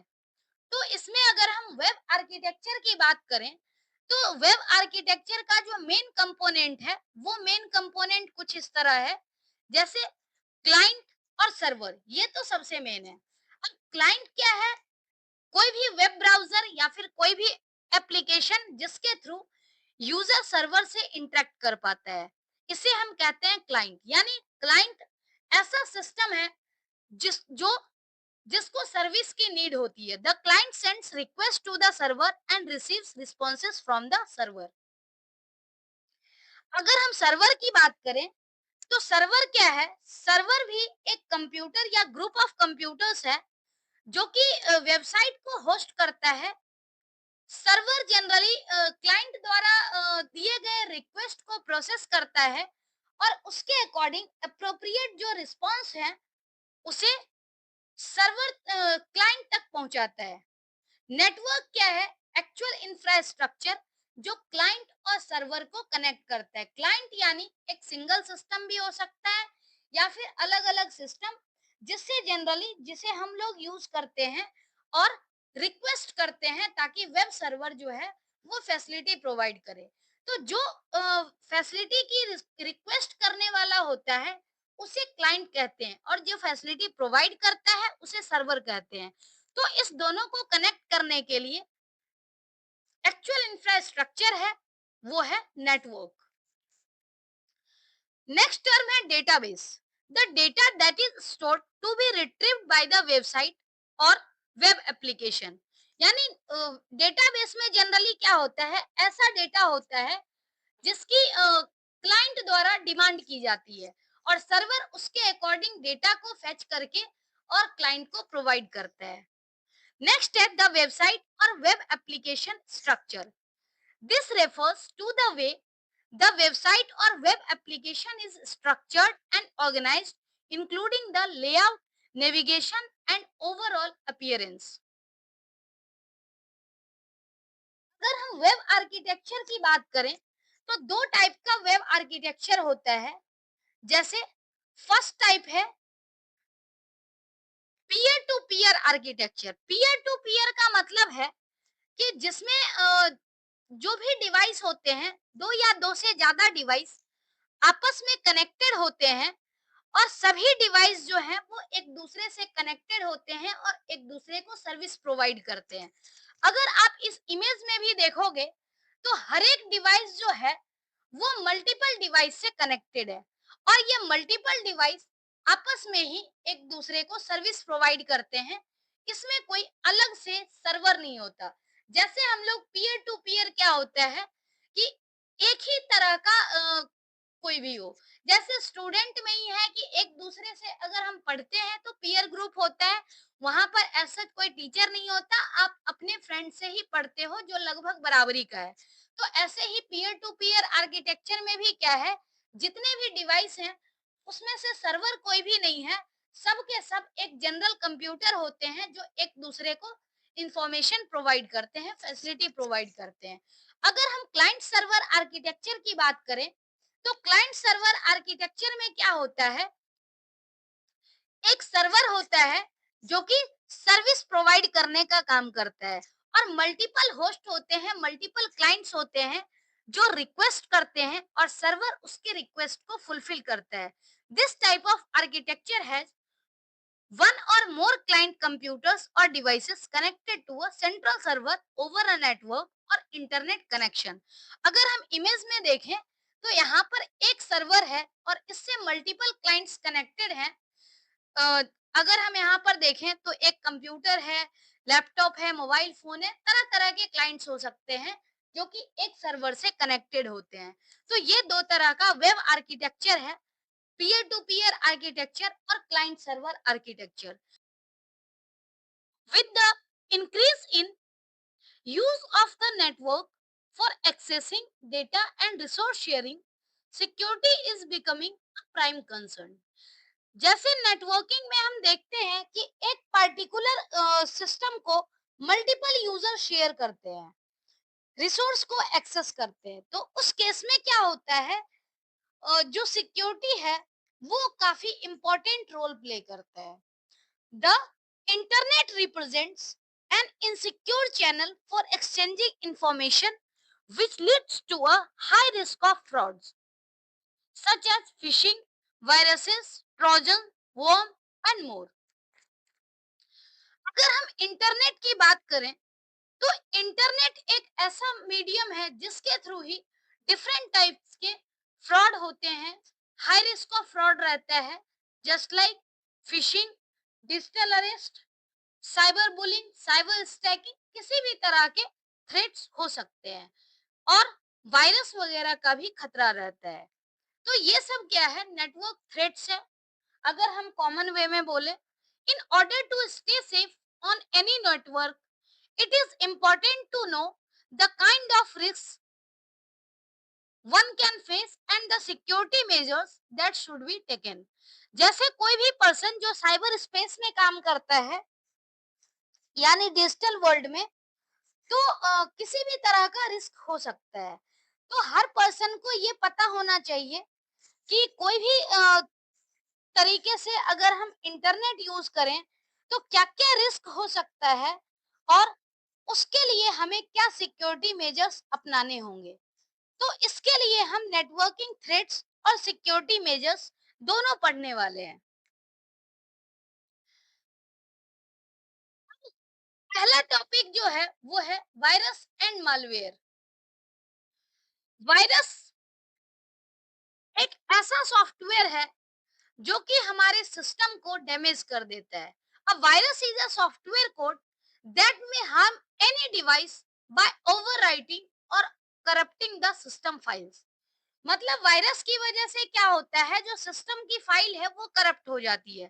Computer virus self replicates by copying itself to another program, executable code और documents। मतलब जो ये कंप्यूटर वायरस है, अगर आपके सिस्टम में एक बार आ जाता है तो ये क्या है कि अपना सेल्फ रेप्लिकेशन करते रहता है रेप्लिकेट होते रहता है और ये जो हमारे सिस्टम के दूसरे प्रोग्राम हैं उनको भी अफेक्ट करता है। तो कंप्यूटर वायरस सिस्टम के लिए काफी हार्मफुल है। अगर हमें सिस्टम को प्रॉपर यूज करना होगा तो उसके लिए हमें अपने सिस्टम में एंटीवायरस सॉफ्टवेयर रखना होता है। अगर हम कंप्यूटर वायरस को जाने तो कंप्यूटर वायरस मेनली क्या करता है, एडमिन कंट्रोल गेन करता है, किसी यूजर के सेंसिटिव डेटा को एक्सेस करता है, सिस्टम की जो फाइल है उसे करप्ट कर देता है। और जनरली ये सिस्टम में आता कैसे है? तो सबसे कॉमन मेथड है कि जैसे कोई आपको किसी अनजान तरीके से किसी ने मेल भेज दिया, कोई लिंक भेज दिया, तो वेबसाइट के थ्रू, लिंक के थ्रू, या फिर कभी हम पेन ड्राइव यूज करते हैं, तो ये सब के थ्रू हमारे सिस्टम में वायरस पहुंचता है। Viruses also spread while connecting with already infected remover storage devices such as USB drive। मतलब अगर किसी पेन ड्राइव में वायरस है तो उस पेन ड्राइव की वजह से हमारे सिस्टम में भी वायरस एंटर करता है। It is quite easy and simple for viruses to sneak into a computer by jogging the defense system। A successful breach can cause serious issues for the user, such as infecting other resources or system software, modifying or deleting key functions or applications, and copy या delete और encrypt data। मतलब system में अगर virus आ जाता है तो उसकी वजह से क्या क्या पॉसिबिलिटीज हो सकती है उसके बारे में हमने पढ़ा।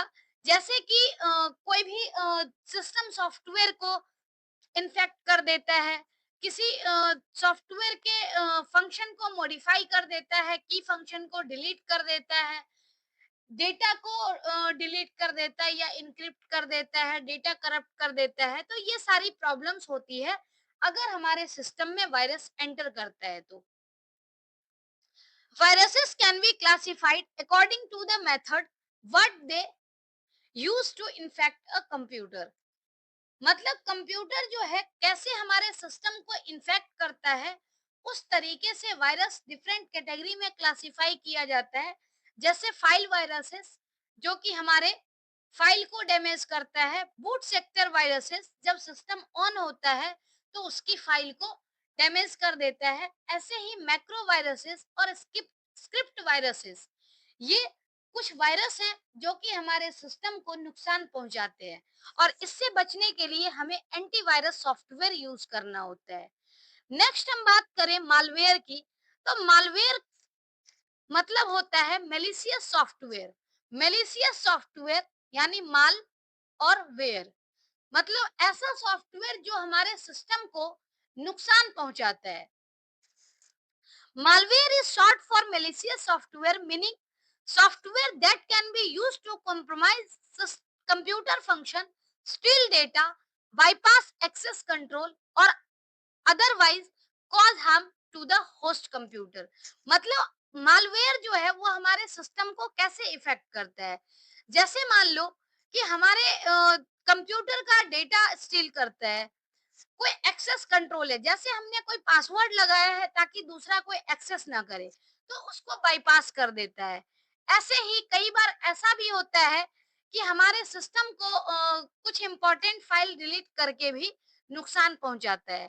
तो ये मालवेयर का काम है।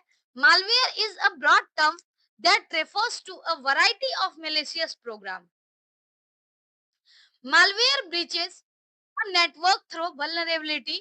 Typically, when a user clicks a dangerous link or email attachment, then installs risky software। Malware generally कैसे वर्क करता है? जैसे मान लो कि हमें कोई डेंजरस लिंक पे हमने क्लिक कर दिया, किसी अननोन लिंक को, या फिर ईमेल अटैचमेंट के थ्रू आता है, तो अगर हमसे क्लिक हो जाए तो एक सॉफ्टवेयर जो है वो डाउनलोड हो करके और हमारे सिस्टम में इंस्टॉल हो जाता है। तो इसीलिए हमेशा सॉफ्टवेयर जो है वो हमें प्ले स्टोर से डाउनलोड करना चाहिए। ऐसे ही सिस्टम का जो सॉफ्टवेयर है जो कि कंप्यूटर डेस्कटॉप का हो, लैपटॉप का हो, तो वो भी हमें ऑफिशियल वेबसाइट से डाउनलोड करना चाहिए ताकि हमारे सिस्टम को करप्ट ना करे। Once inside the system malware can do the following. अगर हमारे सिस्टम में मालवेयर आ जाता है तो ये क्या क्या काम कर सकता है उसे हम देखते हैं। जैसे पहला है ब्लॉक्स एक्सेस टू की कंपोनेंट ऑफ द नेटवर्क। मतलब कई बार ऐसा होता है कि कोई पार्टिकुलर फाइल को लॉक कर देता है, ब्लॉक कर देता है, और जब हम अगर चाहते हैं एक्सेस करना तो हमसे कुछ रैंसम मांगा जाता है, कुछ पैसे की डिमांड की जाती है। नेक्स्ट है इंस्टॉल्स मालवेयर और एडिशनल हार्मफुल सॉफ्टवेयर। ये डिफरेंट टाइप के मालवेयर को, जैसे हमारे सिस्टम में मालवेयर एंटर करता है तो और अदर मालवेयर को भी इंस्टॉल कर सकता है, और या फिर कोई भी अदर हार्मफुल सॉफ्टवेयर को भी इंस्टॉल कर देता है। नेक्स्ट है cowardly obtains information bye transmitting data from the hard drive. मतलब क्या है कि हार्ड ड्राइव में जो डेटा है वो डेटा के थ्रू कुछ इंफॉर्मेशन गेन कर लेता है और इसे हम स्पाईवेयर कहते हैं। Disrupt certain components, renders the system इनऑपरेबल। कई बार ऐसा होता है कि जो सिस्टम है उसको हम ऑपरेट नहीं कर पाते हैं, बहुत ज्यादा हैवी ट्रैफिक होता है, हम कोई काम नहीं कर पाते हैं, हमारा सिस्टम सिर्फ ऑन रहता है लेकिन किसी भी तरह का कमांड नहीं काम करता। तो ये मालवेयर की वजह से हो सकता है। अगर हम कुछ कॉमन टाइप के मालवेयर की बात करें तो कॉमन टाइप के मालवेयर हैं जैसे एडवेयर, मतलब एक्स्ट्रा फालतू का एड हमारे सिस्टम को दिखाता है। ऐसे ही है बोट्स, स्पाईवेयर, रैंसमवेयर। वायरसेस जो है वो मालवेयर का एक स्पेसिफिक टाइप है। दूसरा है ट्रोजन हॉर्स और वर्म्स। ये सब मालवेयर है, मतलब ऐसा सॉफ्टवेयर, ऐसा मेलिशियस सॉफ्टवेयर जो हमारे सिस्टम को नुकसान पहुंचाता है। तो ये कुछ कैटेगरी है मालवेयर की। नेक्स्ट है a device infected with malware can exhibit any of the following symptoms. जैसे अगर हमारे सिस्टम में मालवेयर अटैक करता है तो क्या क्या पॉसिबिलिटीज हो सकती है, हम कैसे आइडेंटिफाई करेंगे कि हमारे सिस्टम को मालवेयर ने अटैक किया है। तो जैसे पहला है डिवाइस में स्लो डाउन कंसिडरेबली, मतलब हमारा जो सिस्टम है वो स्लो वर्क करेगा। दूसरा है web browser takes a long time to load site. जैसे किसी साइट को लोड करने में वेब ब्राउजर काफी टाइम लगा सकता है। नेक्स्ट है there is a problem connecting to network, यानी नेटवर्क को कनेक्ट करने में भी प्रॉब्लम आती है। The system keeps on crashing और हैंग्स फ्रीक्वेंटली। जैसे हमारा सिस्टम है वो फ्रीक्वेंटली क्रैश हो जाता है, हैंग हो जाता है। सम फाइल अपीयर मॉडिफाइड और डिलीटेड। जैसे सिस्टम में कुछ फाइल इस तरह का अपीयर होगा जैसे कि वो मॉडिफाई किया गया है या फिर डिलीट किया गया है। नेक्स्ट है appearance of strength files, program और डेस्कटॉप आइकन्स। मतलब सिस्टम में हमें कुछ वैसे फाइल दिखते हैं जो हमने क्रिएट नहीं किए हुए हैं, या फिर प्रोग्राम या कोई डेस्कटॉप आइकन। तो इससे भी हम पता लगा सकते हैं कि हमारे सिस्टम में मालवेयर अफेक्ट किया है। नेक्स्ट है प्रोग्राम रनिंग, टर्निंग ऑफ और रिकॉन्फ़िगरिंग themselves. Malware will often reconfigure or turn off antivirus and firewall program. Malware generally क्या करता है, एंटीवायरस और फायरवॉल प्रोग्राम को टर्न ऑफ कर देता है ताकि हमारे सिस्टम को नुकसान पहुंचा सके, क्योंकि हम जानते हैं कि ये एंटीवायरस सॉफ्टवेयर और फायरवॉल प्रोग्राम जो है वो हमारी जो सिस्टम है उसको सिक्योरिटी प्रोवाइड करने का काम करता है, और अगर ये एक्टिव रहेगा तो मालवेयर को डिलीट कर देगा। नेक्स्ट है ईमेल और messages get sent automatically and without users knowledge. जैसे कोई पर्टिकुलर मैसेज जो है, मैसेज या ईमेल ऑटोमेटिक तरीके से सेंड होता है, हमें पता भी नहीं चलता कि कोई मैसेज हमने सेंड किया है। तो इस तरीके से जो है वो मालवेयर अगर सिस्टम में अटैक हो जाए तो हमारा सिस्टम कुछ इसी तरह से वर्क करता है। ये था वायरस और मालवेयर के बारे में। नेक्स्ट है फिशिंग एंड स्कैम। फिशिंग क्या होते हैं? This is a cyber crime in which person is contacted bye a phone, email or text message by someone posing as a legitimate institution to lure individual into providing sensitive data such as banking and credit card details, date of birth, personal identification number, Aadhaar number, password etcetera.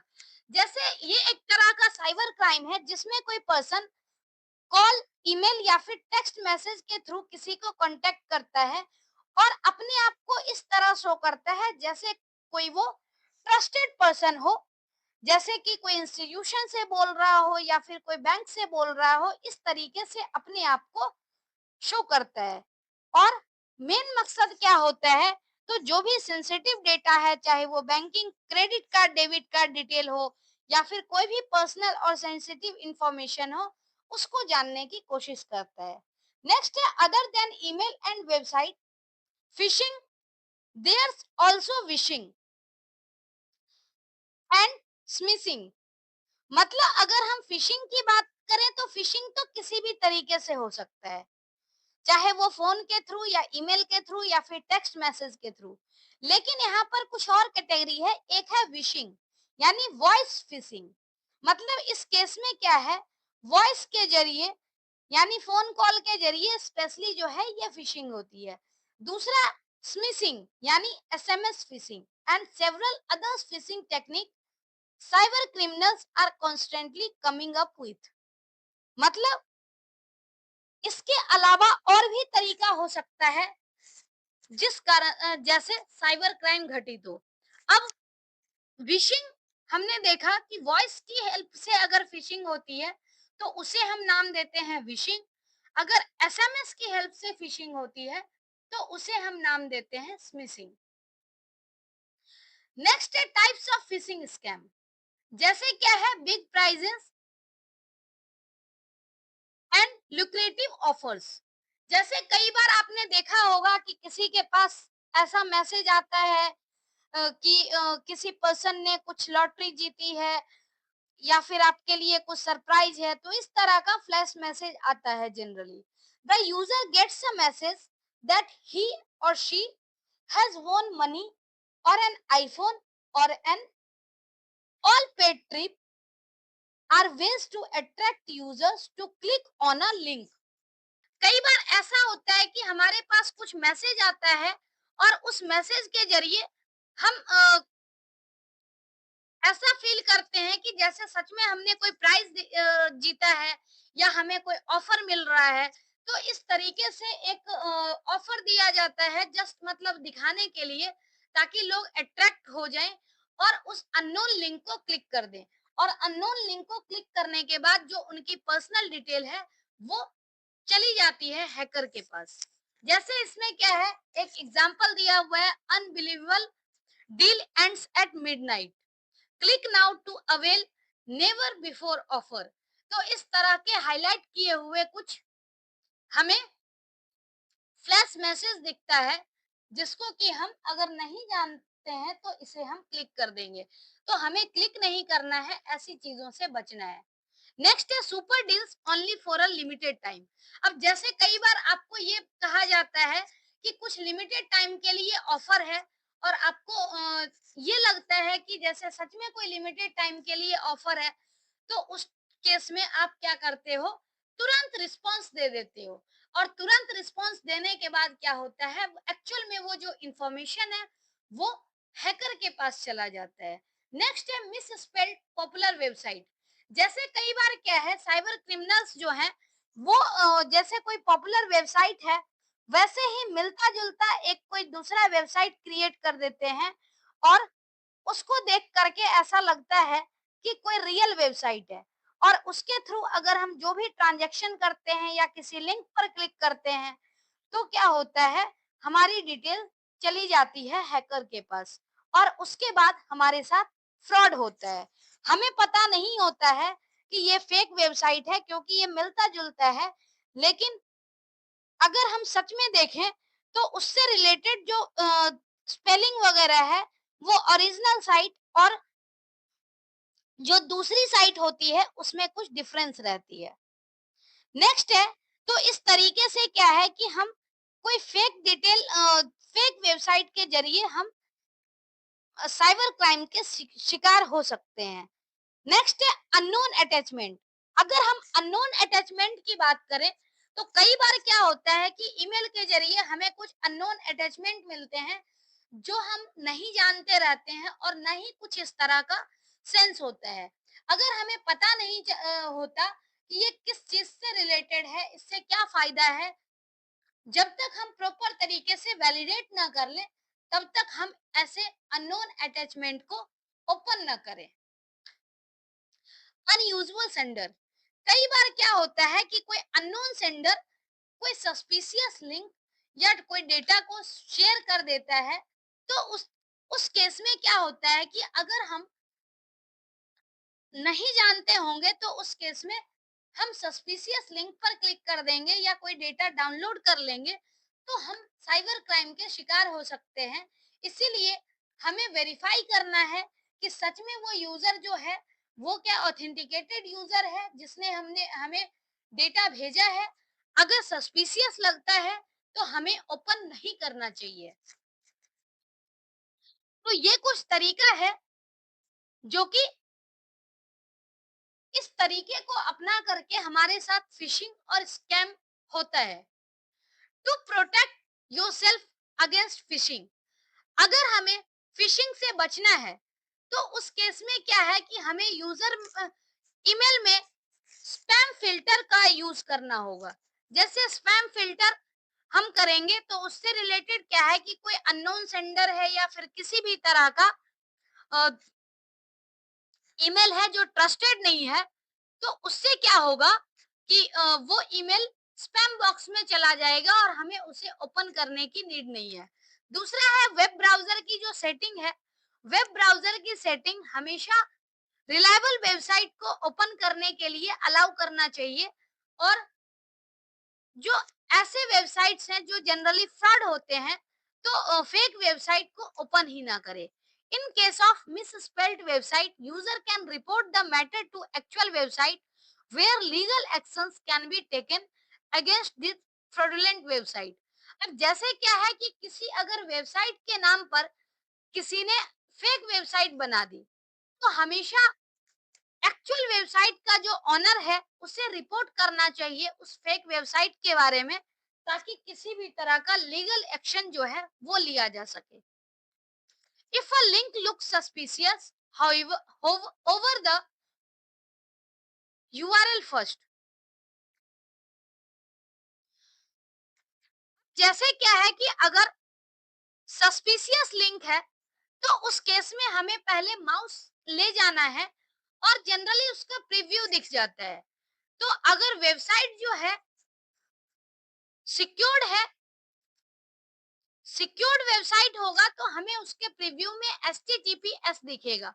अगर insecure है तो हमें उस link को open नहीं करना है। Bank will not ask for personal information via email, so you should not comply with any such request. अब जैसे बैंक है तो वो कभी भी सबसे ज्यादा फाइनेंशियल फ्रॉड होता है, तो इसीलिए हमेशा ये ध्यान रखें कि बैंक कभी भी आपसे ईमेल और मैसेज वगैरह के थ्रू किसी भी तरह की इंफॉर्मेशन की डिमांड नहीं करती है। तो इसीलिए हमें बैंक और इस किसी चीज के नाम पर अगर कोई बेवकूफ बनाए तो इसीलिए हमें उससे बचना चाहिए।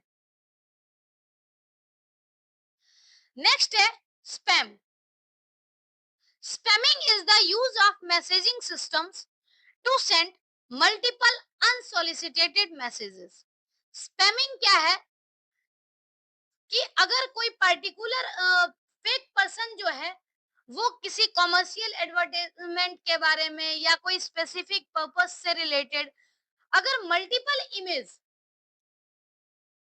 लार्ज रिसिपेंट को अगर भेज दे, तो उस केस में क्या है कि वो स्पैम मेल जनरली होता है। Spam emails are almost always commercial and driven by a financial motive.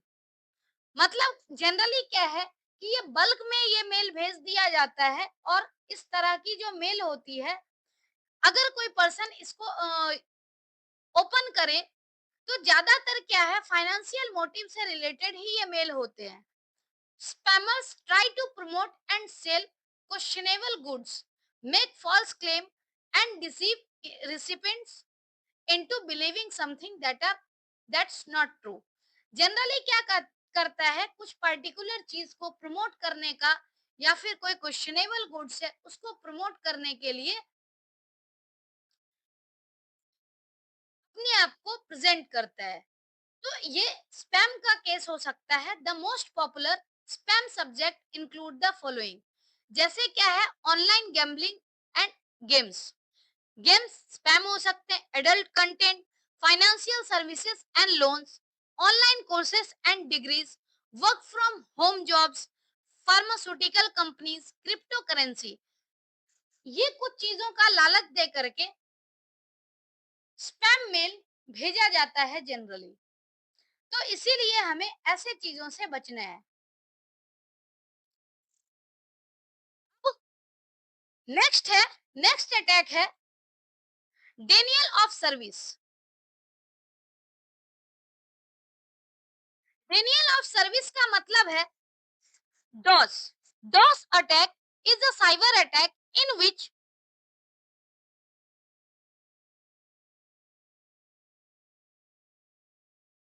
the perpetrator seeks to make a machine or network resource unavailable to its intended user by temporarily or indefinitely disrupting services of a host connected to a network।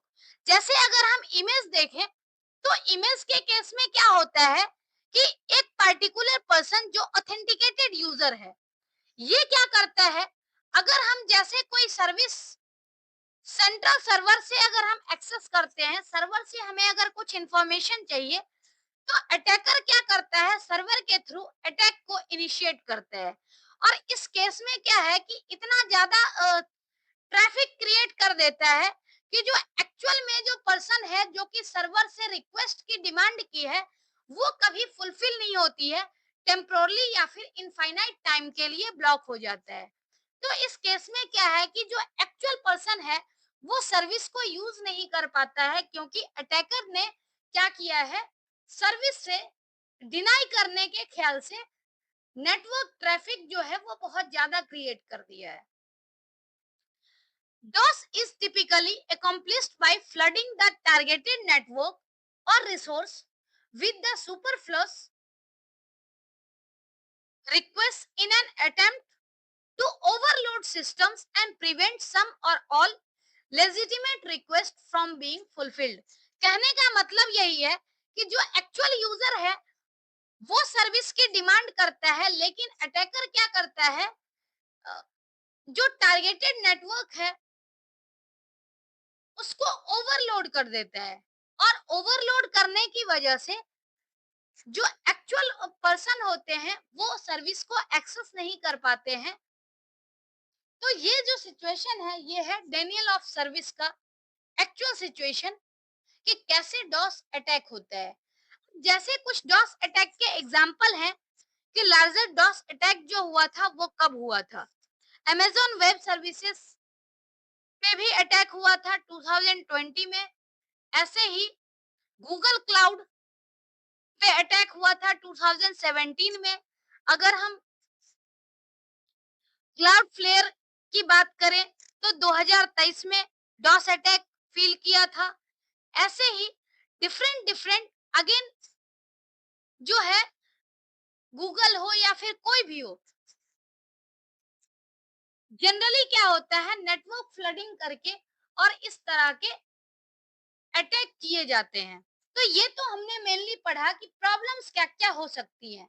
जैसे हमने virus और malware के बारे में पढ़ा, fishing और different type के scams पढ़े, स्पैम पढ़ा, डॉस अटैक पढ़ा। अब ये तो था अटैक, और different types of network threads. इस थ्रेड्स से बचने के लिए हमें क्या-क्या सिक्योरिटी टूल्स यूज करने हैं, उसके बारे में हमें देखना है। तो सिक्योरिटी टूल्स जो हम पढ़ने वाले हैं, वो 3 सिक्योरिटी टूल्स हैं जिसके बारे में हम डिटेल में पढ़ेंगे। एक है एंटीवायरस, दूसरा है फायरवॉल्स और तीसरा है पासवर्ड मैनेजर। एंटीवायरस क्या है? एंटीवायरस एक ऐसा सॉफ्टवेयर है जो हमारे सिस्टम को प्रोटेक्ट करने के लिए काम करता है। अगर हमारे सिस्टम में कोई मैलिशियस सॉफ्टवेयर आ जाए, जो कि हमारे सिस्टम को डैमेज करे, कोई अनवांटेड प्रोग्राम आ जाए, तो उस केस में क्या है, हमारे सिस्टम को प्रोटेक्ट करता है। ये जनरली एंटीवायरस क्या होता है, मैलिशियस सॉफ्टवेयर को डिटेक्ट करता है और हमारे सिस्टम से इस सॉफ्टवेयर को रिमूव कर देता है। तो इसलिए हमारे सिस्टम में एंटीवायरस सॉफ्टवेयर जरूर होना चाहिए, खास करके जो सिस्टम में इंटरनेट यूज होता है या फिर किसी भी तरह से पेन ड्राइव वगैरह यूज करते हैं। हालांकि इंटरनेट की दुनिया में लगभग सभी सिस्टम ऐसे होते हैं जिसमें हम इंटरनेट यूज करते हैं, तो इसीलिए सारे सिस्टम में एंटीवायरस प्रोग्राम जरूर होना चाहिए ताकि हम अपने सिस्टम को प्रोटेक्ट कर सकें। जैसे यहाँ पर कुछ एंटीवायरस दिए गए हैं। इस एंटीवायरस का जो यूज है, ये फ्री वर्जन भी अवेलेबल होता है और पेड वर्जन भी अवेलेबल है। डिफरेंट टाइप ऑफ एंटीवायरस है और इसको हम यूज करके अपने सिस्टम को प्रोटेक्ट कर सकते हैं। जनरली पेड वर्जन जो होता है, उसमें ज्यादा सिक्योरिटी होती है, क्योंकि उसमें जो करप्टेड फाइल्स हैं या मैलिशियस प्रोग्राम है, उसे रिमूव करने की जो क्षमता होती है वो ज्यादा होती है। नेक्स्ट है फायरवॉल। फायरवॉल क्या है? फायरवॉल जनरली एक फिल्टर की तरह काम करता है। अब जैसे हम अगर देखें, तो एक यहाँ पर नेटवर्क दिया गया है लैन और दूसरा है वैन। जब हम आउटसाइड वर्ल्ड से किसी पर्टिकुलर ऑर्गेनाइजेशन को कनेक्ट करते हैं, तो इस केस में जैसे हम एग्जांपल अगर देखें, तो लैन और वैन आपस में कनेक्ट हो रहा है। तो ऑब्वियस सी बात है कि लैन के कंपैरिजन में जो वैन है वो कम सिक्योर होता है। तो इस केस में क्या है, आउटसाइड वर्ल्ड से डिफरेंट टाइप्स के मैलिशियस प्रोग्राम आ सकते हैं। तो इस केस में फायरवॉल जस्ट एक फिल्टर की तरह काम करता है। जैसे आप घर में चाय बनाते हो, तो चाय की जो छन्नी होती है उससे क्या है, चाय पत्ती बाहर कर देते हैं। तो उससे सिर्फ जो चाय है, जो पीने योग्य चीजें हैं, उसे हम पी पाते हैं और चाय पत्ती बाहर हो जाती है। तो ऐसे ही सेम क्या करता है, फायरवॉल काम करता है, जो कि सस्पेक्टेड चीजें जो होती है उसे डिस्कार्ड कर देता है। The a firewall aims at protecting an internal network of an organization, home और individual from malicious traffic from external network. वैन की बात करें, तो वैन को चूंकि हर कोई एक्सेस कर पाता है, तो ये क्या है, एक्सटर्नल नेटवर्क है। और जब हम एक्सटर्नल नेटवर्क को अपने होम नेटवर्क या ऑर्गेनाइजेशन नेटवर्क से कनेक्ट करते हैं, तो उस केस में हमें फायरवॉल की जरूरत होती है। अ राउटर और a computer may be installed within external network and internal network for this purpose। जैसे क्या है कि दोनों कंप्यूटर को, दोनों नेटवर्क को अगर आपस में कनेक्ट करने हैं, तो हमें किसी भी तरह के कंप्यूटर या सर्वर की जरूरत होगी, राउटर की जरूरत होगी। तो उस केस में क्या है, जो फायरवॉल है वो भी सेफ्टी के ख्याल से काम करता है, क्योंकि जो एक्सटर्नल नेटवर्क है उसमें जो भी ट्रैफिक है उसको रोकता है और चेक करता है कि सही है या फिर इन्फेक्टेड है या हमारे सिस्टम को नुकसान पहुंचा सकता है। तो इस केस में सिर्फ वैसे ही डेटा को फायरवॉल अलाउ करता है जो कि सिक्योर्ड हो। तो इस तरीके से जो फायरवॉल है वो जनरली काम करता है। फायरवॉल आइदर हार्डवेयर का यूज करके कर सकते हैं या फिर सॉफ्टवेयर का यूज करके भी फायरवॉल क्रिएट किया जाता है। Hardware firewall in the form of a router prevents malicious program, malicious software from entering your network from outside the network. जैसे क्या है, हार्डवेयर फायरवॉल कैसे काम करता है? तो हार्डवेयर फायरवॉल जनरली एक राउटर की तरह है जो कि आउटसाइड नेटवर्क से हमें इनसाइड नेटवर्क अगर कोई भी डेटा आना हो उससे बचाता है। नेक्स्ट है, however software firewalls installed on personal computers prevent unauthorized access or malwares from gaining access to personal computer. जैसे हार्डवेयर फायरवॉल जनरली ऐसे जगह इंस्टॉल किया जाता है जो आउटसाइड वर्ल्ड से इनसाइड की तरफ जहां डेटा ट्रांसफर होता है, तो वहां पर आउटसाइड वर्ल्ड में ही डेटा को चेक कर लिया जाता है। सॉफ्टवेयर के केस में क्या होता है, सॉफ्टवेयर फायरवॉल के केस में जो हमारे पर्सनल पीसीज हैं, पर्सनल कंप्यूटर हैं, वहां पर ये फायरवॉल इंस्टॉल होता है और अनऑथराइज्ड मालवेयर जो होते हैं, अनऑथराइज्ड एक्सेस या फिर मालवेयर को डिस्कार्ड करने का काम करते हैं। Network firewalls may also encrypt the incoming data by converting it to non readable format, thus adding further protection. अब इसमें एक और है नेटवर्क फायरवॉल जो कि इनकमिंग डेटा को नॉन रीडेबल फॉर्म में कन्वर्ट कर देता है ताकि सिक्योरिटी प्रोवाइड कर सके, यानी डेटा जो है वो इनक्रिप्ट कर देता है। तो ये था फायरवॉल। अब नेक्स्ट है password manager. Password Manager is a software application that helps a user store and organize password. Password manager एक ऐसा सॉफ्टवेयर एप्लीकेशन है जो कि यूजर के पासवर्ड को स्टोर करने और ऑर्गेनाइज करने में हेल्प करता है। Password managers usually store password encrypted, requiring the user to create master password, a single, ideally very strong password which grants the user access to their entire database of the passwords. जो password manager है वो generally password को encrypted form में store करता है और जो user है, यूजर को एक मास्टर पासवर्ड क्रिएट करना होता है। मतलब हर तरीके से पासवर्ड मैनेजर जो है वो पासवर्ड को प्रॉपर तरीके से स्टोर करने और ऑर्गेनाइज करने में हेल्प करता है। और जनरली वीक पासवर्ड यानी कि 1234 के फॉर्म में अगर कोई इजी सा पासवर्ड हो तो इजी सा पासवर्ड क्रिएट करने नहीं देता है। इस केस में स्ट्रांग पासवर्ड क्रिएट करना होता है। तो ये पासवर्ड मैनेजर है जो कि हमें अपने सिस्टम को पासवर्ड प्रोटेक्टेड रखने में, अपने डेटा को पासवर्ड प्रोटेक्टेड रखने में हेल्प करता है। ये जो नेटवर्किंग कंसेप्ट है ये यहीं पर फिनिश होता है। अब अगली जो चैप्टर होगी उसमें हम HTML और CSS के बारे में पढ़ेंगे। आज के लिए इतना ही। Thank you so much.